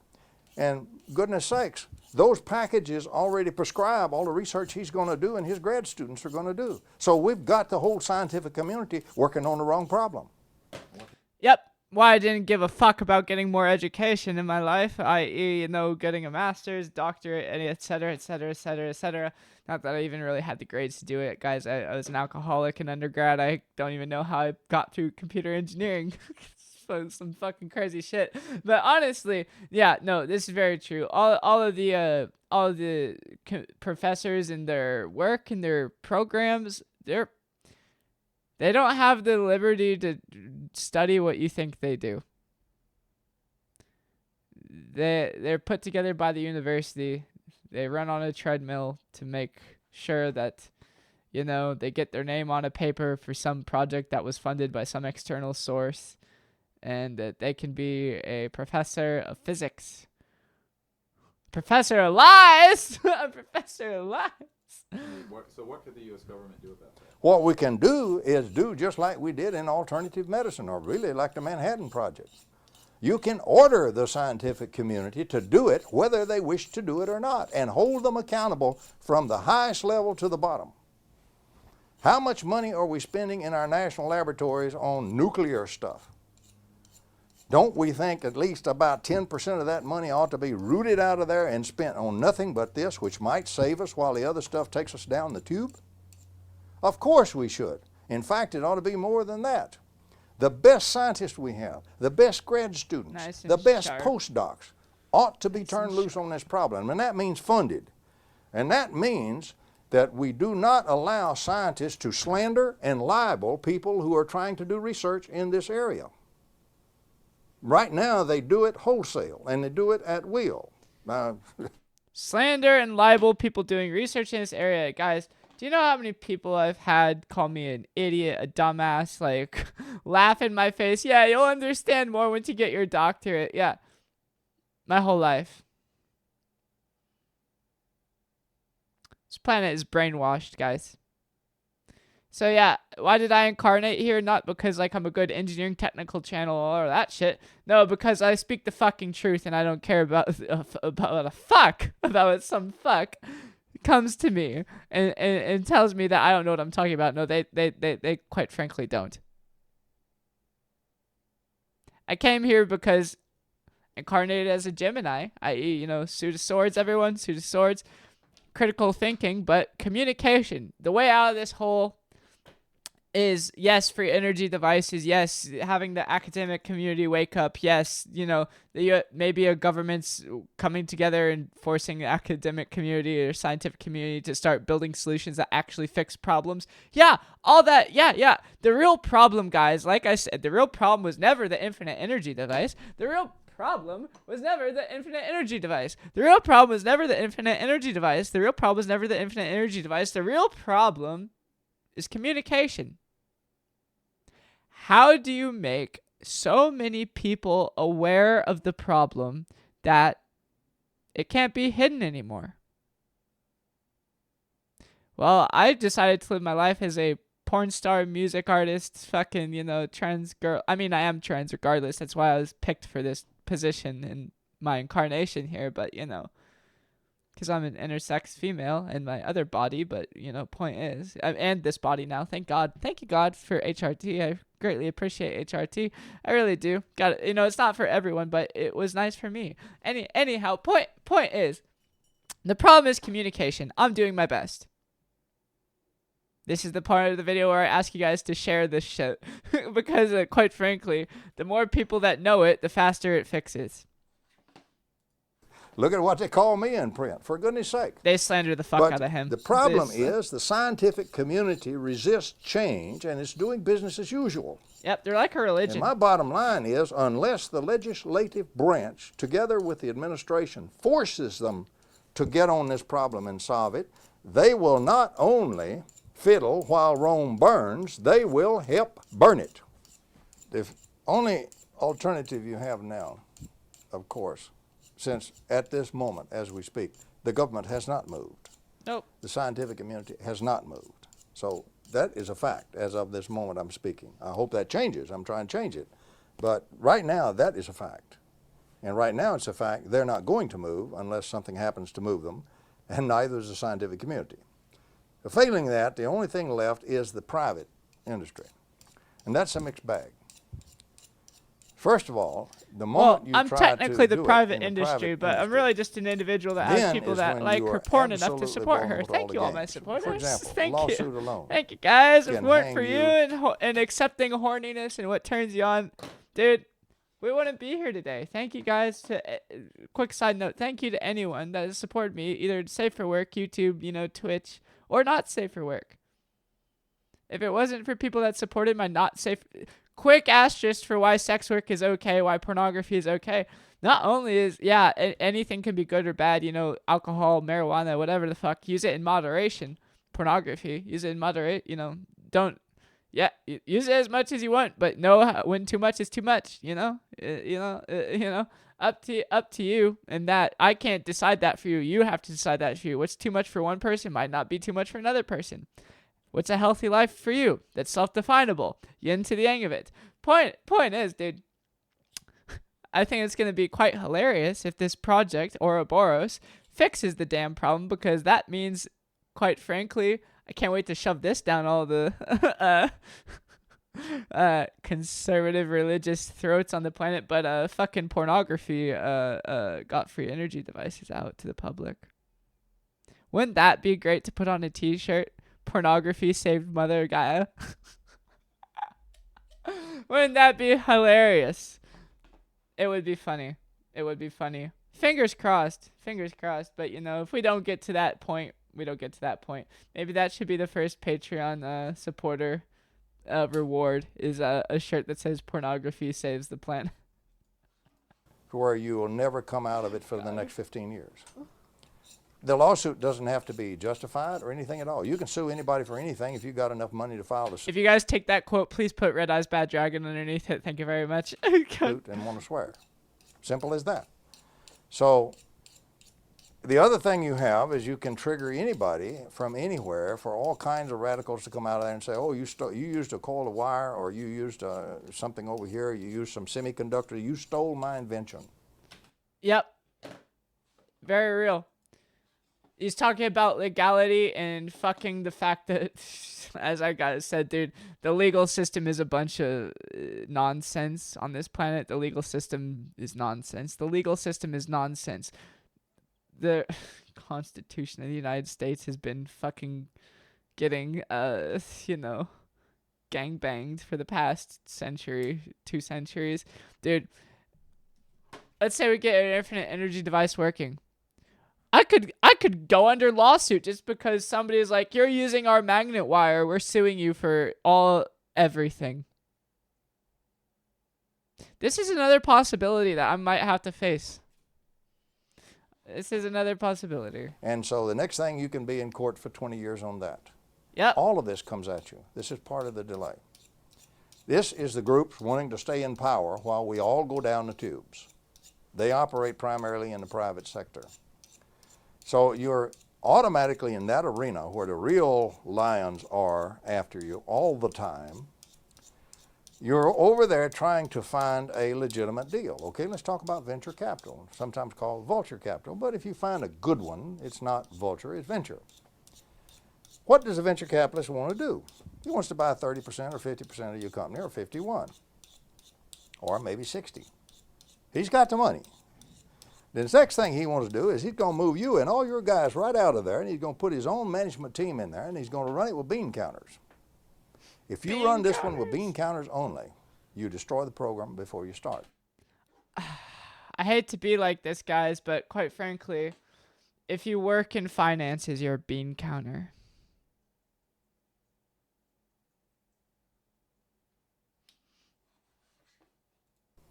So your only choice, then, is to avoid venture capitalists like the plague. I did. And to try to go for licensing, which means the Fuck brunt that. I of went doing for the open research source. on the front end I falls went on for what you Greer and your suggested, go bigger open resources, source. which for working people is whatever you can afford out of your back pocket. I can afford as much as But pornography if you don't pays do me. that, you're not going to do it anyway. How many have you seen in the past that went the venture capital route that were real? How many of them made it? I can name 3 or 4 that were real. They're not there yet. They're not going to be there. They were buried. So the thing that sets in, you have to do it by licensing. Then you got to get the patent office. The patent office says it's impossible to do an over unity system. The They do. API, the Physics Institute, comes down on you and says it's absolutely against the laws of nature. It isn't. These are people who haven't even studied the problem. Yep. And they know classical thermodynamics, but it's against the laws of nature. Master students, PhD students, all from my life that are telling me that I don't understand shit. No. Nope. Nope. Nope. Nope. Nope. Nope. Nope. Nope. Nope. Nope. Nature, and it violates classical thermodynamics. Of course it violates classical thermo. You can't build one of these by classical thermo. You build it by the other kind of thermodynamics. So the next thing you have is scientific communities all over. Look what they did to cold fusion. There's real stuff in cold fusion. 600 experiments worked, for goodness sake. So the thing is, you're against the scientific community is against you, lock, stock, and barrel. And by the way, everything is a distribution curve. Get off of this horse pucky about scientists are always sweet, nice, reasonable people. That is not guys. true. Look at me, for 10% of them are instance. devils. 10% of them are angels, ought to be rewarded at the salt of the earth. But 10% Which one of am them I? have Am I an angel that looks like a absolutely devil, no or ethics, am I a devil that looks like an angel, guys? absolutely playing nothing but the big monkey and power game, and You choose. absolutely your worst enemy in this area. Glorious opportunity to, in other words, the vultures, or there's a better word for it, the wolves go around looking for the rabbits, and you're the rabbit and they're the wolf. So your next thing you get into is a big wolf-rabbit game with the scientists over on that 10%. So you face all of that. Mm-hmm. Meanwhile, you've got to go to the patent office. You get to the patent office, what are you looking at? This is impossible. This is perpetual motion. Fuck the patent office. You say, well, the atoms have been doing this for 15 billion years. It's not perpetual motion, but it's just long-lasting. Fuck the But they call it patent perpetual office. motion, and of course there is an unwritten law that anything that's perpetual motion shall not be even proved or looked at. You can't even get a serious consideration in the patent office. Fuck the patent I office. speak as one who has submitted patents in this area. I know what I'm talking about. I've defended a couple. This is an important side note to everyone watching. There's a cliche that goes, if you can, stand on the shoulders of giants. This guy was a giant in terms of free energy on our planet. During the time of his life, this guy was basically the American version of Nikola Tesla. Not talking about, there are others too, Stan Myers, T. Townsend Brown. But for the most recent relative history next to Stan Myers, it's him. He submitted patents to the patent office. They rejected it because there's an unwritten law. If it's perpetual motion, we won't even look at it. We won't even consider it. You're crazy. Fucking idiots. I shouldn't really be that harsh on them. I should just say fucking ignorant people that don't know any better. But you guys can now kind of see why this has gone on for 100 years. Nobody wants to look like an idiot, but the people that actually know what are going on are slandered from the entire population except, well, quite frankly, the population that's awake. And I would also like to add as an asterisk of hope here, there are more people awake on the planet today than ever before in human history. I guess in the relative human history. There were times in human history before the Kali-Yuga or whatever the fuck that were all enlightened, but not important. Couple of them. So what we have is a situation where the entire structure of science, industry, the organizations of science, and the patent office are already against you. If you can't get a patent, how can you license? So it's a real neat little thing. It's the old chicken and egg situation. If I had the chickens... So Greer took the information that Bearden is giving him, and this is why Dr. Stephen Greer has been saying to the public, if you do this, do it open source. Because he learned from Bearden's mistakes, and they're all, traditional inventing. An inventor is go listen to Thomas Bearden talking about Nikola Tesla. An inventor for as long, even to today, an actual inventor is a relatively poor person in society in terms of society's wealth. Yes, they're not homeless. They can afford a place to live and occasional money to drop into projects, inventions. Mine's all funded by fan support. Thank you guys. Thank you. Mine's all funded by fan support. But in reality, once you invent the thing, if you don't make money off of it, well, you wasted all that time and money to develop a thing that, yes, fixes a very important problem. But if you can't earn anything off of it, well, you still have to get your daily needs met. So you're it's chicken and egg. So that's Greer, at least. We now live in a place in the world where, there's a lot of open source shit, which is really good. And, point of that is that by open sourcing it, dude, if we get successful here, I don't care about making money off the device. I make money off of porn, and hopefully one day I can make money off of Twitch and YouTube to sustain myself. But right now I make money solely off of porn. So, you got to understand where I'm coming at it from. Like, I'm doing what I can here, but right now that's devoting to 3 to 4 hour live streams each day, Monday through Friday. Because, I haven't actually had a day off in years. I give myself days off, but, I work just as much as anybody else in a full-time job. Yeah, anyhow. I could get some eggs. If I had the eggs, I could get some chickens. This situation is designed so you never get chickens and you never get eggs. So the only thing you can do is to try to put your head down and continue with that and do one other thing, communication. Fortunately, we do have the internet. Sure, it's full of a lot of bad information. It's also full of a lot of good information. You just have to discriminate. So the other thing you have to do to have any chance at all is communicate. Yeah. Which we do to the limit that we're legally able to do and not lose our patents. YouTube, Twitch, chat, shout out, all of that communication. By simply issuing the order to do it. And that's what it's going to take. We're going to struggle with this other, but I'll make you a prediction. If the government doesn't move, there's a 75 to 80% chance we will fail. We certainly won't make the first quarter of 2004. And if we miss the first quarter of 2004, not just us, there are several other inventors and groups in the same area and have systems that work. We are not the Lone Ranger here at all. I want every system out there that works and is real going. We need everything we can do. But if we don't make it by the first quarter, then we may as well all go home and enjoy our families for the time we have left, because it's going to blow. It will be too little and too late. And don't come in 2006 when any fool can then see the world is fixing to blow up and say, would you guys like to try this? I'll say, no, I'm going to enjoy my family while the time I have left. You blew it back in 2000, 2001. You decided right then to blow it. And so it's on your head. And that's will be all we can do if we don't make the schedule. Everybody wants a modern life. They want to get out of the mud and the slime and everything and have lights and have, you know, things that are powered and have industry and jobs and homes and schools. Yes, yes, yes. Is a common strivings from the human heart.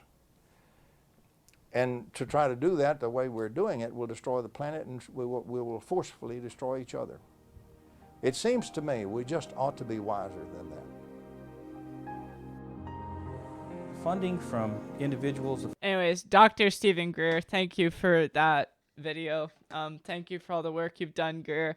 Thank you, Lieutenant Thomas Bearden, for Greer's still alive, by the way, everyone, and still holding disclosures. People, quick shout out, Ray, I'm gonna have to move you off the desk. Sorry, honey. You're gonna have to go just for the end. I'm sorry, hon. People that want to know more information, seriousdisclosure.com.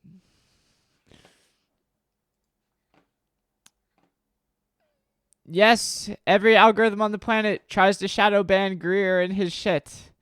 Same here. Welcome to the club, everybody. Welcome to the shadow banning club. But seriousdisclosure.com, people, learn about this. You know, I do have to say, you know, I agree with a lot of what Bearden and Greer say in these videos, but one other little asterisk of hope here, a side note, is at any point in time, today, tomorrow, you guys can change how you live your lives. There's no such thing as too late, although there might be such a thing as too late to change certain things. It is never too late to change how you live your life. So, live your life on your own terms. Respect universal law, and if you don't know what that is, figure it out. I think I gave you guys a pretty good gist of it, though, in this, which is, you know, respect sovereignty of individuals and freedom for yourself. Be the healthiest you can be, and you'll have a good time. Okay? Chase your bliss. Yes, you'll have to lose things. Money, you know, objects, friends, family, lovers, relationships. But if it needs to leave your life, let it leave your life, because you'll be repaid in better things. Okay? I think we're going to leave the stream today. I know this is an infinite energy device dev stream, but we're waiting for epoxy to cure on our dipole, our B field, and largely what we need to look at now, everyone, is what?